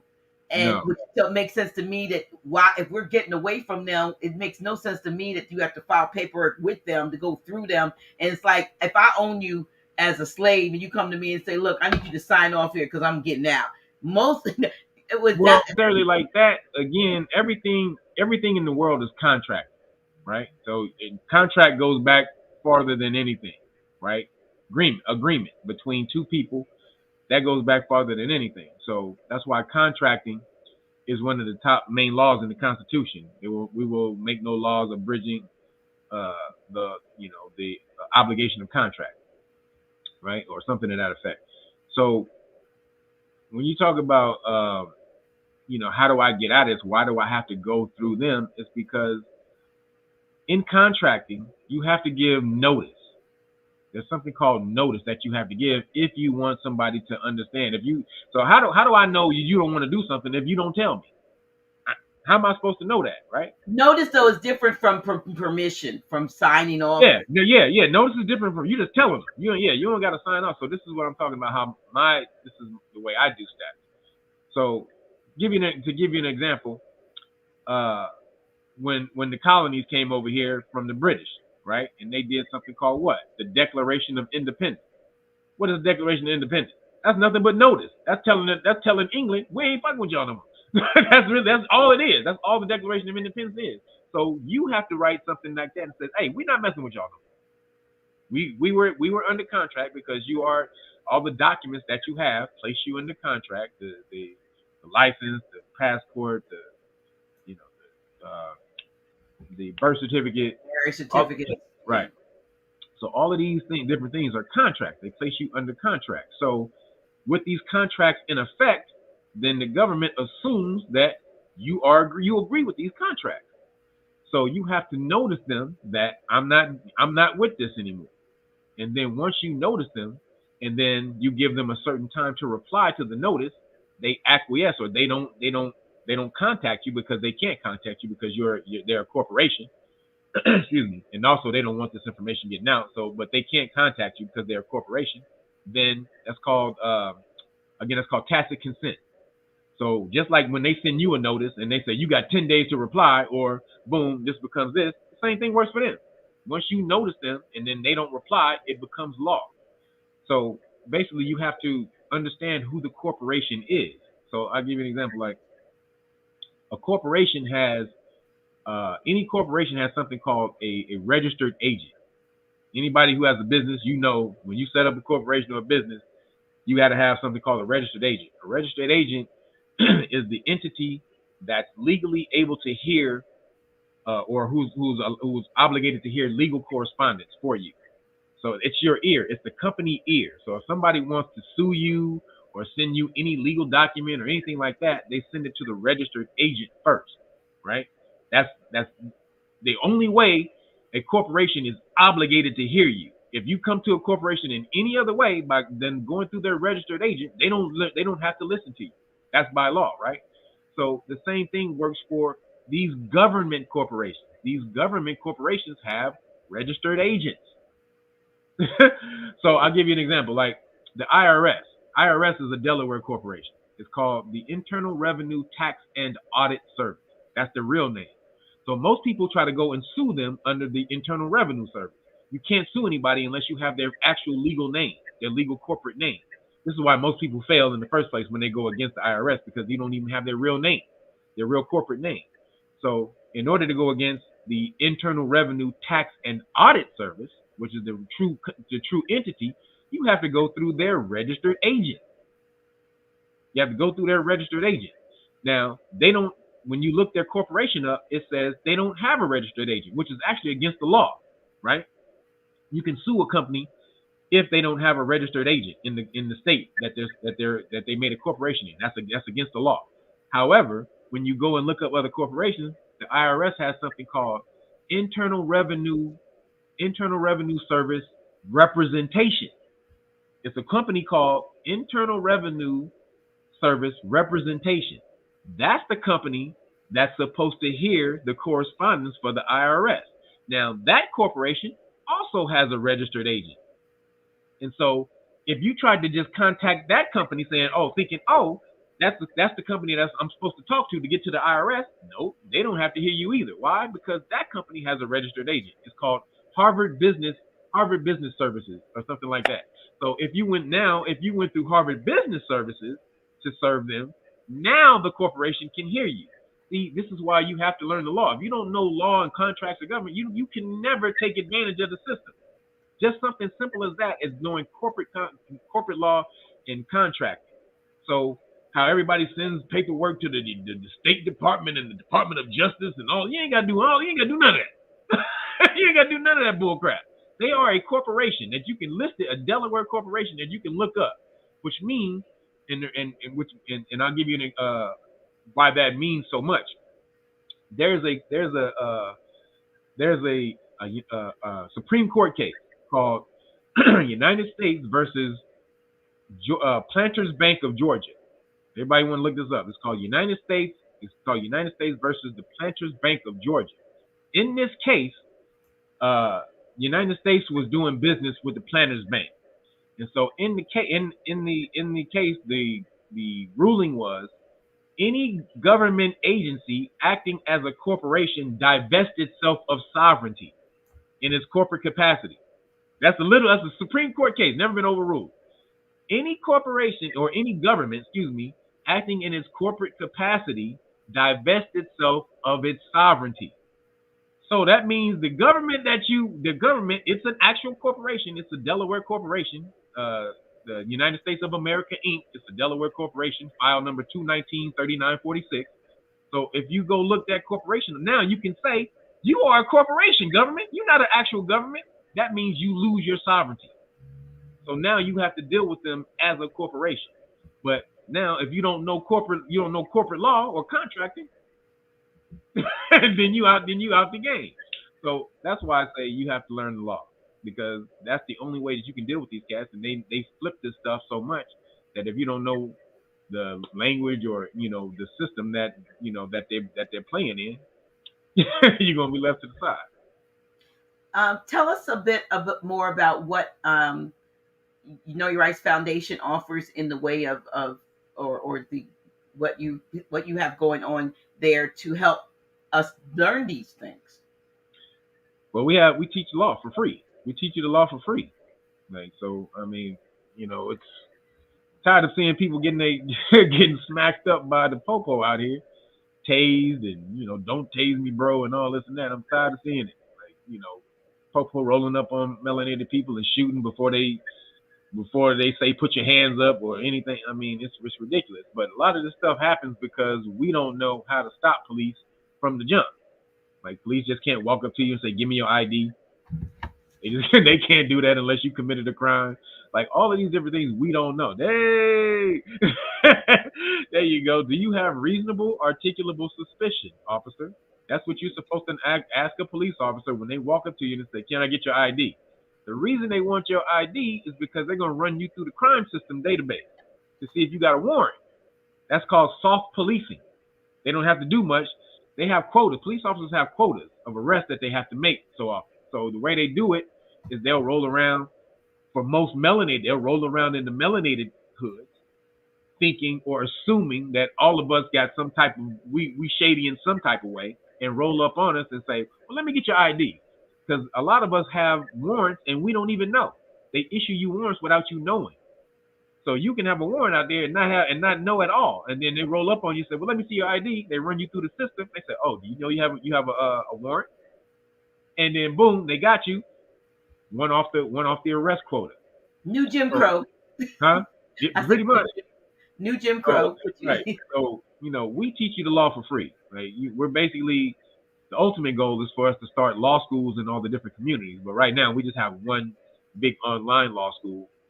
Over 100 students. We're we getting huge up in here. So, we teach you what to do at police stops or Terry stops, which are police stops on foot, and traffic stops when police officers pull you over. Just the same like the police officers putting their hand inside your car window, or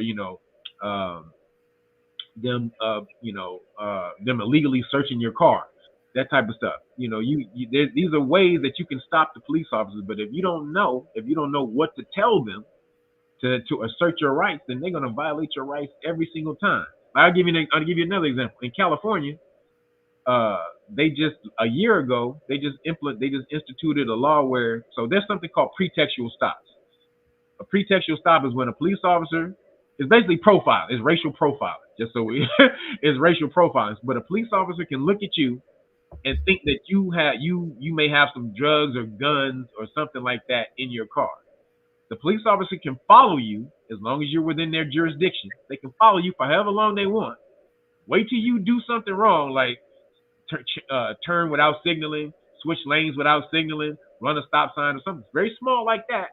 Then when they pull you over just for that little infraction, then they come to you and say, "You got any drugs or guns in the car?"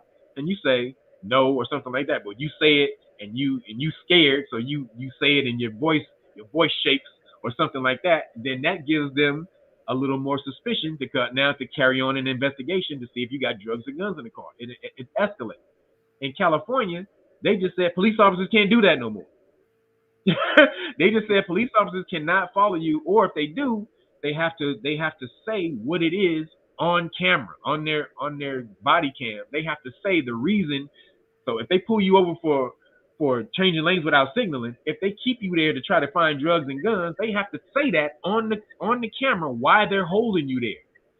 Also, they did away with jaywalking, because that was one of the other ways that they would always roll up on melanated people. You jaywalking and they jack you up and steal your stuff. Jaywalking's legal now as long as it's not a health hazard. I mean, you're not causing a health threat. Also, when they pull you over and when they want to search your car now, the police officer has to tell you on camera. He has to ask you on camera, "Can I search your car?" That has to be on camera now. Before, they would just come up to you and say, "I'm going to search your car." The reason is, when they do that, they don't have a right to do that, but if they'll act like they have the lawful right to search your car. But if you don't say, I don't consent to searches, then you don't know that they don't have the right to do it. They just go ahead and do it. And then when you come back and say, "Well, they searched my car," the police officer will just say, Well, I told him I was going to search the car, and he didn't say no. So, and that's called tacit consent or acquiescence. So, knowing all of these little things, man, it does away with 99% of the problems that happen at police stops. But if you don't know that stuff, you fall victim to it every single time. So we got more stuff to be doing in society than dealing with the popo, 99% or 89, 90% of the time. We want to go out here, we want to do stuff, we want to build stuff, we want to create, businesses and societies and all this and that type of stuff. But how you gonna do that if you scared every time you roll out 2 blocks past your house, you see the police car and your heart jump out your chest? You can't, you know what I'm saying? Mm-hmm. So as long as you scared of the popo, you're not gonna really be able to do anything. Well, yeah. So that's a good thing to. So in order to actually sign up for your classes, I had it up earlier. Let me. Yeah, so you can go if you want to volunteer, and so I'm that's gonna put volunteer this to up. learn. To learn. Mhm. I'll go to knowyourrightsfoundation.org, and so sign up as a volunteer. Let us know you want to learn the law, and what we ask is once we teach you the law, then you have to, you become a representative of the Know Your Rights Foundation, and you can go out. You have to go out and teach that, or you don't have to, but we ask that you do to go Pay it out. forward. Right, pay it forward. Go out and teach that to the people in your community. So, and we're sitting. We have 3 classes a week. 3 huge classes. They're interactive. They're fun. We clown. As you know me, I clown all the time. So I'm the same way no matter what. So we have fun in these classes, but the community learning law in the community helps you to boost that law faster. So, if you go to any country and you try to learn a language, so the law is a language. It's not a bunch of information that you want to hold and remember for, you will do that the more you learn it. But the law is a language called legalese.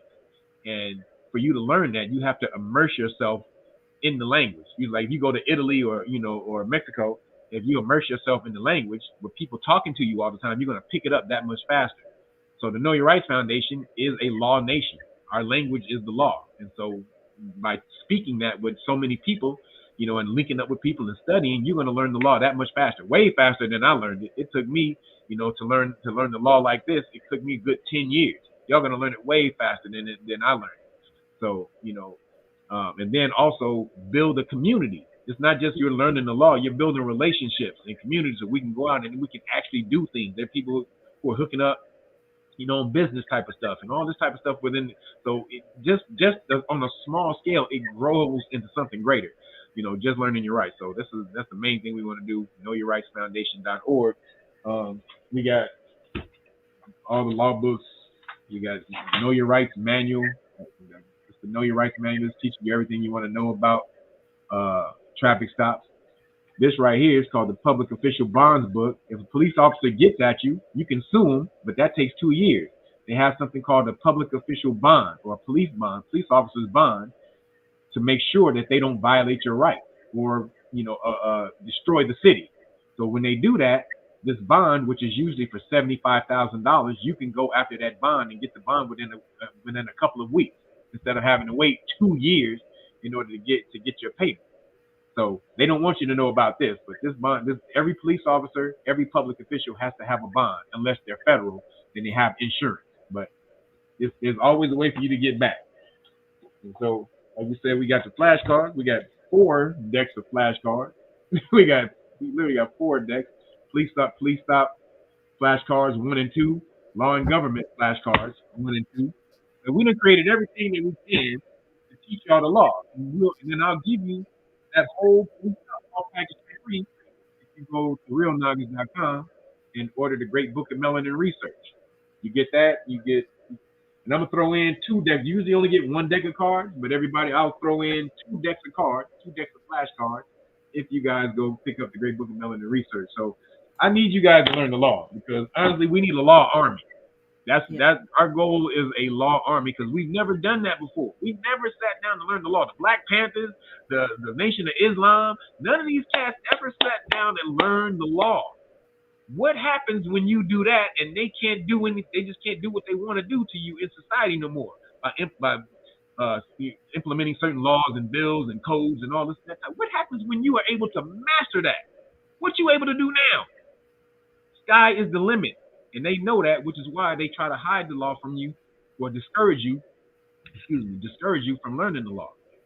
But I'll take the Black Panthers, Huey Newton. Huey Newton went to law school for 6 months. He went to law school for 6 months. Look what he did with what he found out, what he learned in 6 months of law school. 6 months of law school, he was able to walk the streets and tell the cop, pig, what do you want, pig? He carried big old guns right in front of the Pope, but they couldn't do nothing. Caucasian people would call the police and be like, these black guys are carrying guns outside, and the police would get there and couldn't do a damn thing because he knew the law. Back then, you could open carry in California, and they couldn't do anything about it. But then, when they walked up into the Capitol building in California and took the guns with them, they said, "Oh snap! These black people, they gonna kill us one day." And they immediately started implementing laws against the Black Panthers in gun law. So that's their way back at you. They know you don't know the law, so anytime they want to get at you, they just go to the Capitol building, into the back rooms, and start implementing laws against you, knowing you ain't gonna read them, but you got to follow them anyway. That's right. That's how that works. That's the main thing we got. Yeah. So we have to learn the law, and we have a way to learn that freely. Both sides. Status law. You want to learn your status for sure. That's the melanated people who are from the Americas. Learn your status. That is the highest. Aboriginal status is the highest status in the world. Just so we're clear. Aboriginal status is the highest status in the world, recognized. Then you can see that's recognized by the United Nations with the Declaration of Rights of Indigenous People, and then every other country that's involved with the United Nations has to follow that declaration. So Aboriginal status is the highest in the land. And then what's the criteria for Aboriginal status around the world? Self-identification. And then self-determination. What that means is self-identification. You have to tell me who you are. Right. You have to come and tell me you are Aboriginal, because I don't know. Like I said, you're going to be whoever the hell I want you to be if you don't tell me. Then self-determination means I can determine my future. We have the power to determine and the right to determine what happens to us without the federal government interference, or any other government around the world who have Aboriginal people in their land, or who's on any Aboriginal land, I should say, not have but who's any other governments who are sitting on Aboriginal land. They have these Aboriginals have the right to self-determination. America, they said this in a declaration. They said they have the obligation to help you. They said this. So when people keep going back for reparations, like, y'all don't even know the government told you as Aboriginals they owe you. They said if you come back as Aboriginals, we gotta help you. We gotta help you build schools. We gotta help you build the infrastructure to your system. We gotta do all of that. They literally said that in House Congressional Resolution 333. Anybody go look that up. House Congressional Resolution 333. They admitted they owe everything to the what they call Native Americans, but the Aboriginals who were first here. And they said, in order for us to do that, you need to tell us who you are. You need to come tell us who you are. So that's why taking your status back is so important. Then once you do, you can put anything you own, all of your property, in an Aboriginal trust, and they can never touch it ever, ever, ever, ever. Do you also work with people who want to develop their trust? And well, no, I don't do the. I can, but I'm trying to teach them. I teach them the status part. But I mean, I can. If somebody wanted to do that, yeah, I can work with them to do that. But your trust is going to be personal. Like you shouldn't make a trust like anyone else's. A trust is just so you know, corporations and trusts are legal persons in the law. A corporation is a public person. A trust is a private person. So some trusts have the same stipulations, but you should make up your own trust with your own stipulations. They're literally organic. The way you think, the way you want your trust to work and implement, you do it yourself. If you say you want, your descendants to get your property at this amount of time, or if they have to do certain stipulations in order to get their property, I mean, all of that is on you. So But yeah, I can help. I I can think help. for most people, it's just basic structure. Yeah, You know, law. Yeah, legal structure. But that's legal yeah. structure. But after you learn the law, after you learn the law, but that legal structure will be a lot easier though. Once you start learning, you're not just gonna write your Aboriginal status without knowing the law. So once you know the law, you'll know how to write you'll know how to write your trust, or at least have a good idea of the stuff you want to say. But And land is as far as so Aboriginal status, that you does the Know Your Rights Foundation also assist with that? no. Just so we're clear, Know Your Rights Foundation only teaches. So there's yin and yang law. There's a status law, and then there's in the system law, police stop law. We teach police stop law because police are the first line of offense that the system uses against you. So if you can stop them from messing with you, then you can do anything else. You take the monkey off your back, then you have a lot of time to do whatever the hell else you want to do. So I teach status on my Patreon. That's patreon.com/real Nagas. If you sign up, you can sign up to one of the status class levels, and then at the highest level, when you're able to explain the paperwork, I just give it to you for free. Okay. If you're able to learn the law and break the paperwork down to me, I'll give it to you for free. Because I need you to learn the law. I need more So people that's to know the law. Patreon.com. What Patreon.com/real Nagas. is that for status? That's for status. That's for the status class. You want to sign up to the status class? Go there. There's like close to 30 classes already uploaded over there. You can go watch them at your own leisure. Each class is about 3 to 4 hours long. So that's how the information flows. But it's a lot of information in there. You can learn at your leisure.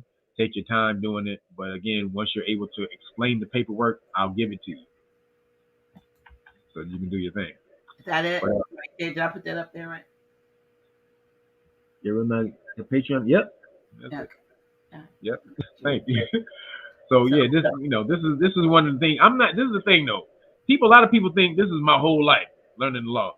This is not. The law ain't my life at all. I'm for some reason, I'm just like, I'm a natural at it. I can read the law. Like when I first started learning the law, it was just easy to me. Like it was like reading a comic book. So because I can decipher it that easy, this is why I'm able to I come and disseminate it. But I'm not super passionate. Like you need to learn the law. I'm like, the reason I'm passionate about it is because if I see I'm a fighter. I teach martial arts, and so if I'm teaching you how to fight, and I see you keep getting hit with the same punch over and over and over again, you keep getting knocked out with the same punch. I'm like, look, learn how to defend that punch. Learn how to block that punch. Why you keep getting knocked out in the same place with the same punch every single time? So that's my philosophy behind it. As a fighter, if you tag me one time, I'm going back like the Shaolin monk and learn and practice for 3-4 years and come back and try to take you out. So that's why I think people need to learn the law, because learn how to stop a cat from punching you in the mouth, and then you can do whatever you want to do.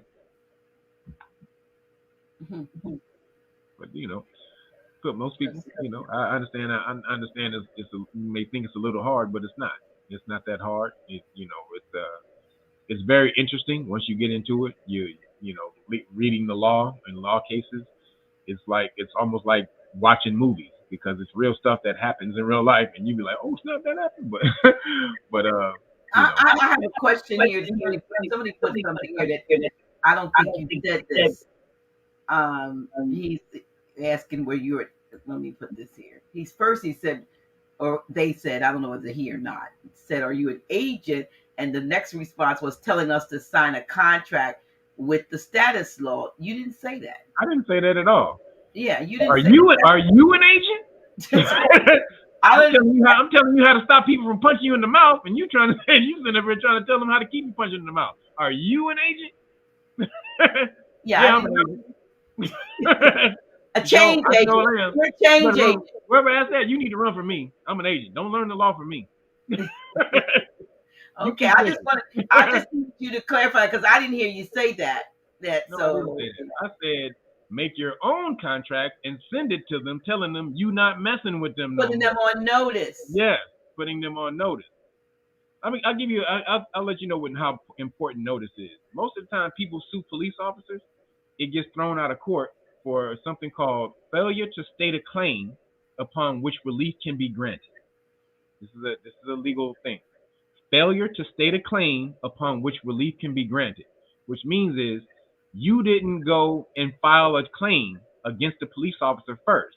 Because if a police officer violated your right, then you need to let that police officer know they violated your rights, and you're coming to get remedy in order for the police officer now to be able to try to remedy it.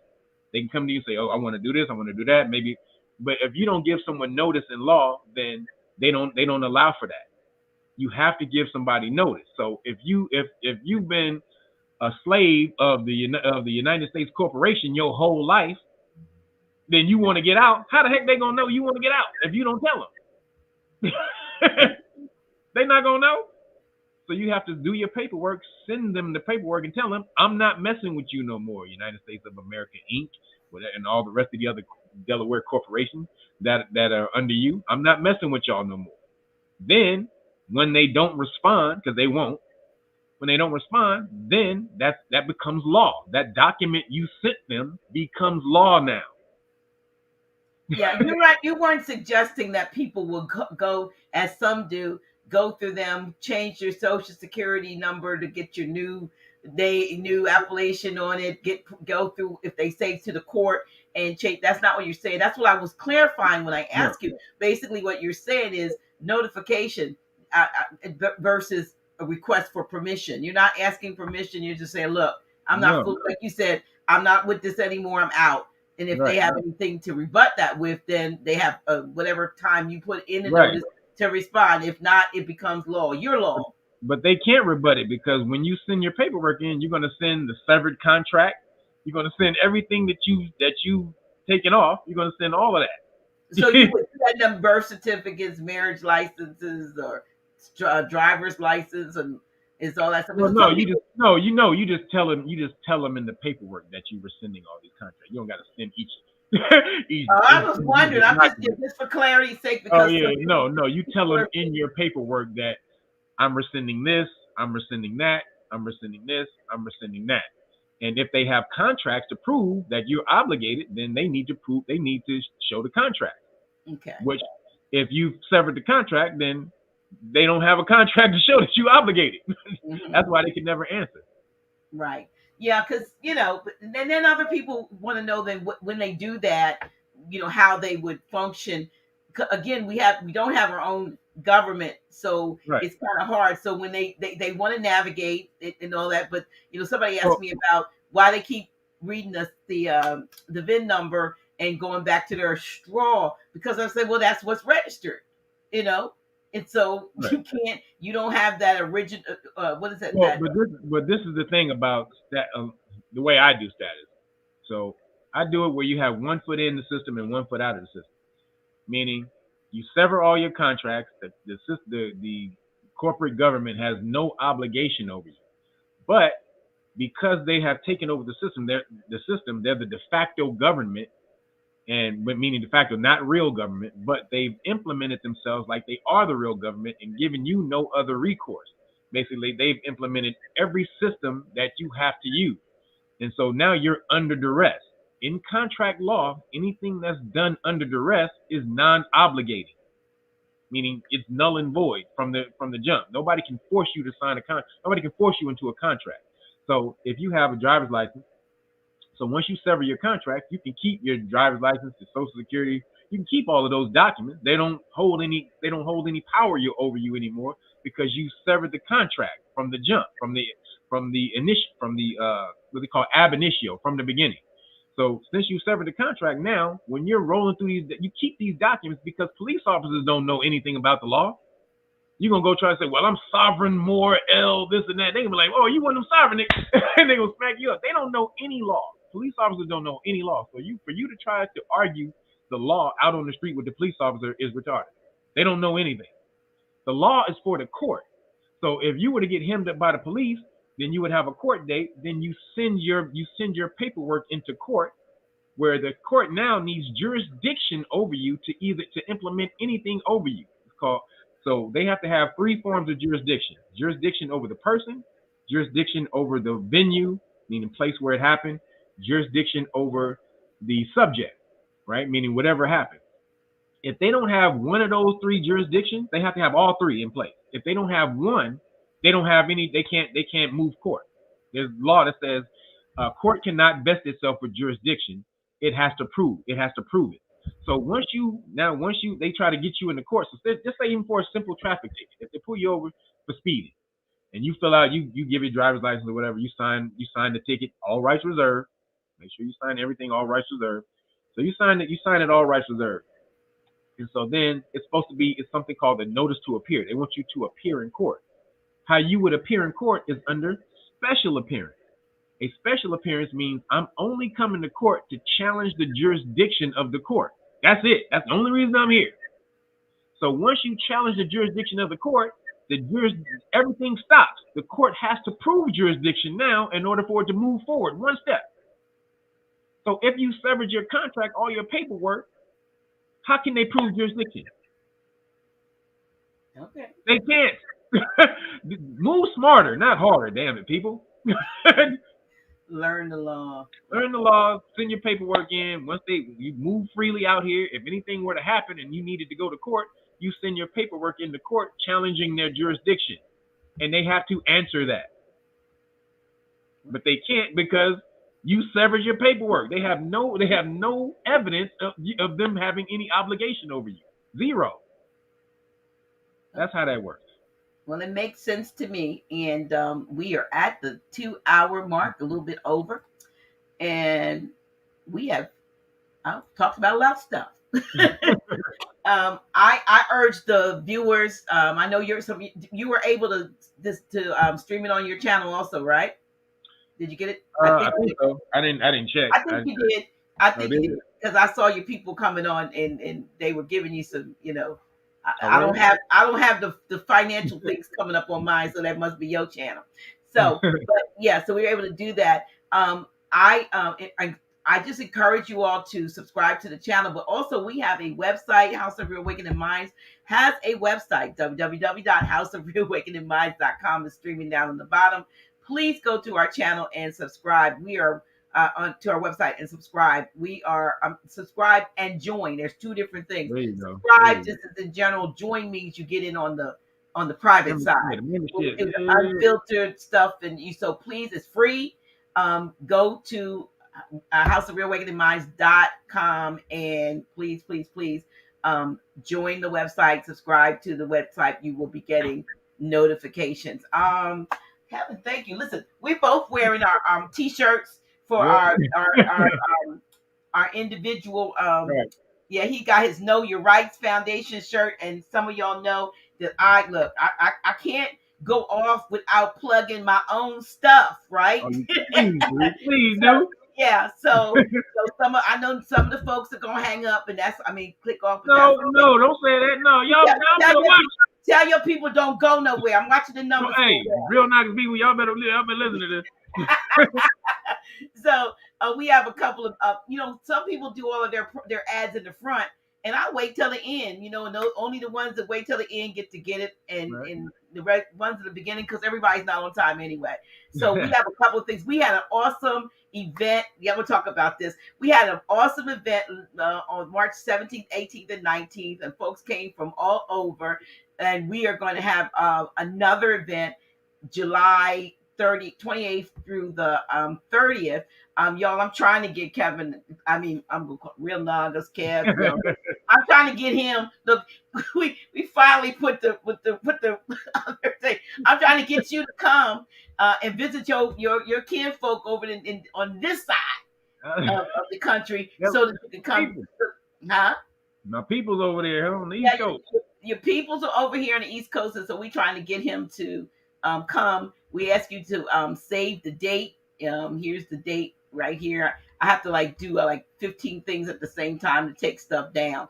But save the date is coming up the 28th through the here it is, July 28th through the 30th. And we had a ball. If anybody's in the chat that was there this a weekend before last, I guess it was, please, please, please, let the folks know how great a time you had this past this first time actually it was our grand reopening. Kev, we haven't been open House of Reawakening Minds for over 2 years, almost 3 years, doing anything live. Really, we've just been coming live on here, Grand Chic Live, but we are going to be starting the last Friday in April. Grand Chic is going to be doing his lives in person on the fourth Friday. So those who used to come to House and those used to come to House of Reawakening Minds on the fourth Fridays or whenever it was and see him live and in person.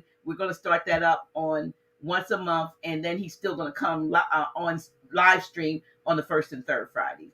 So that is what we're doing. And second, I'm trying to talk and do some other things at the same time. I want to put my product up, and I have to do like 3 things to set this doggone thing up. But here it is. Here it is. Let me figure. Like how we both got the royal purple going on. We got the yeah, purple. yeah. So I'm doing this, and this I'm shout out to the sister and brother who made the T-shirt for me in a short period of time. And here we go. Right. Let me start this up. I want y'all to hear this thing. All right.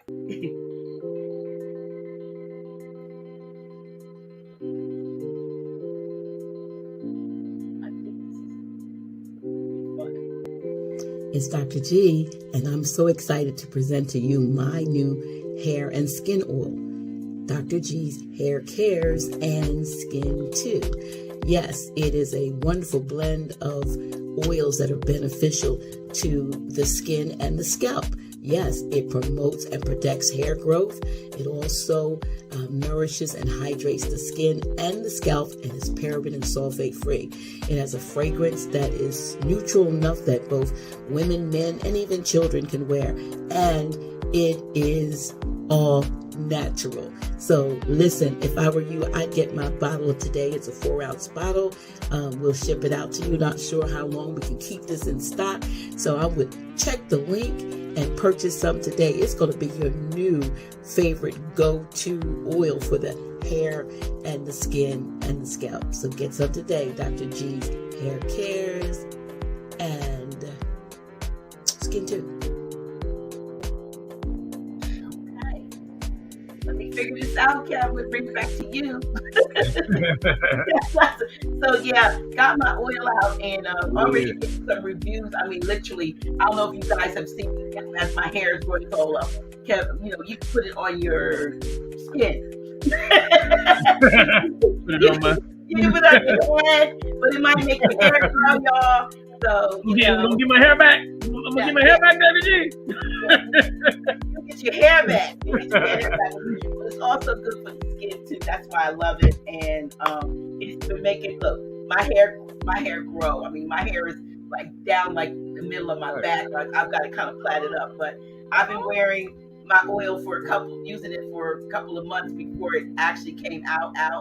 And I'm just excited about my beautiful, like label and all that. Everybody go get that Dr. G oil. Stop playing. It's right here, y'all. So listen, I appreciate everybody for tuning in to tonight. Look, just a reminder, be respectful in the chat. We don't always have to agree, but we always have to be respectful. And I appreciate you, Kat, for coming on and, sharing your knowledge and all of that as usual with us. So, I appreciate you. Listen, I know we're gonna let y'all go. Thank you for the 625 of you who stayed on to hear what's going on. But again, we have this event coming up July 28th through 30th. I don't know if anybody was in the chat that was here for that weekend and enjoyed themselves. I know I saw 1 or 2 that was here, but thank you. We had a wonderful time, and so much so that they were trying to come back, Kev, like the next month. We're like, no, we can't do that. We got a group in the Midwest talking about a party train. They're gonna get a party train and come like from I think it's from Kansas and St. Louis and Chicago, and then they coming down. But we had them from all over, from California, Kansas, St. Louis, Chicago. down south in New York, and so we just, Kelly. but you got kinfolk over here, so put that date down, and then we have some folks Funny. You in are the chat. funny. Some folks in the chat want me to get you back on, want me to get you and Rod Hayes on the same thing. I'm gonna try to talk him into it, y'all. I don't do debates. I mean, like just like when I brought him and Grand Sheik on together, I called it "Where's the Beef?" because folks are always trying to find the differences instead of seeing the similarities. You may not say the thing exactly the same, but there's so many, similarities and so forth. And folks are always, not folks, but some folks are always trying to see the discord. And we've had enough discord. It's time for us to come together. You know what I mean? So we don't all have to, everybody don't have to wear purple shirts to be on the page. Y'all, I love you. I love you, Kev. I love you. Thank you. I loved you ever since I saw you on what was the name of it? Where did I on the Black Magic? No, I knew you before that. Oh, Zoe? Oh, Zoe. You mean Zoe? Zoe what? Yeah, the Zoe White Show. So what? Shout out to Zoe. Yes. So, but listen, thank you so much. Thank you for coming on. Thank you all. And I'm going to go because, listen, I'm tired. I am so tired. And listen, can I tell on you? What? Yes. So what? What is it? Listen, y'all, I got to tell you this. This is a funny story. So I called Kev yesterday, and he didn't answer the phone, but then he answered the phone. While it was still ringing, my phone rang back. And he called me back, but because my call woke him up because he was asleep at the computer. And so while we talked, he said, Dr. G, I was asleep. Then he thanked me. And then I kept talking, and he fell asleep on me. I don't know what you're talking about. He started snoring. I don't know what you're talking about, Dr. G. Like 3:43 in the afternoon, your time. I be up at 12 a.m. That's what I be doing stuff. I said, I had to tell on you. But thank you for waking up and being here on the show, and thank you for everything you do to uplift all humanity. I appreciate you, and y'all. I do apologize. The date does say 2022. I didn't real. Thank you for that one that told me I have it down for March 28th, 2022. Oh yeah. I tried to change it during the show, but I couldn't upload the change. So y'all, I'm putting it up. It's gonna say 2022, but y'all know it was today because you were here. Right? You know it was today. So thank you so much again for coming on the show, and thank you all for being here. Thanks, Dr. G. Yeah. You still there? You still talking to me, Kev? Don't go anywhere. Don't go nowhere. Okay. Stay there.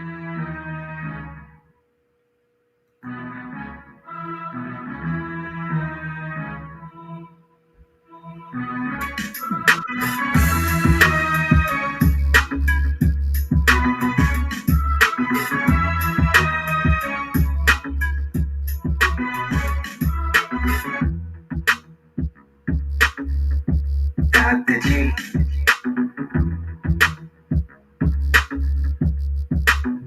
Really?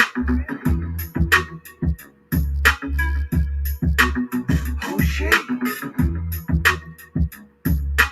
Yeah, that's me. Dr. G.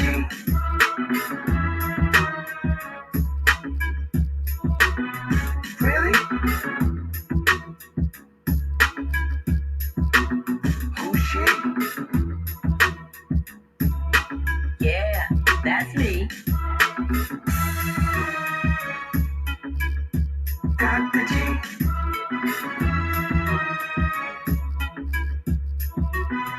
Really? Who's she?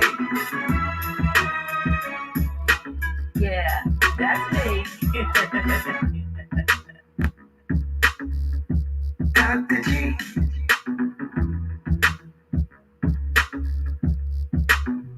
Really? Who's she? Yeah,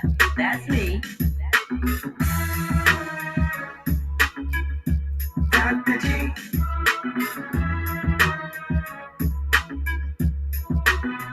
Really? Oh shit. Yeah, that's me. Dr. G.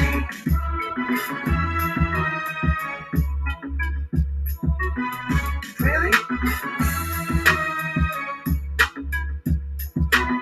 Oh shit. Yeah, that's me. Dr. G.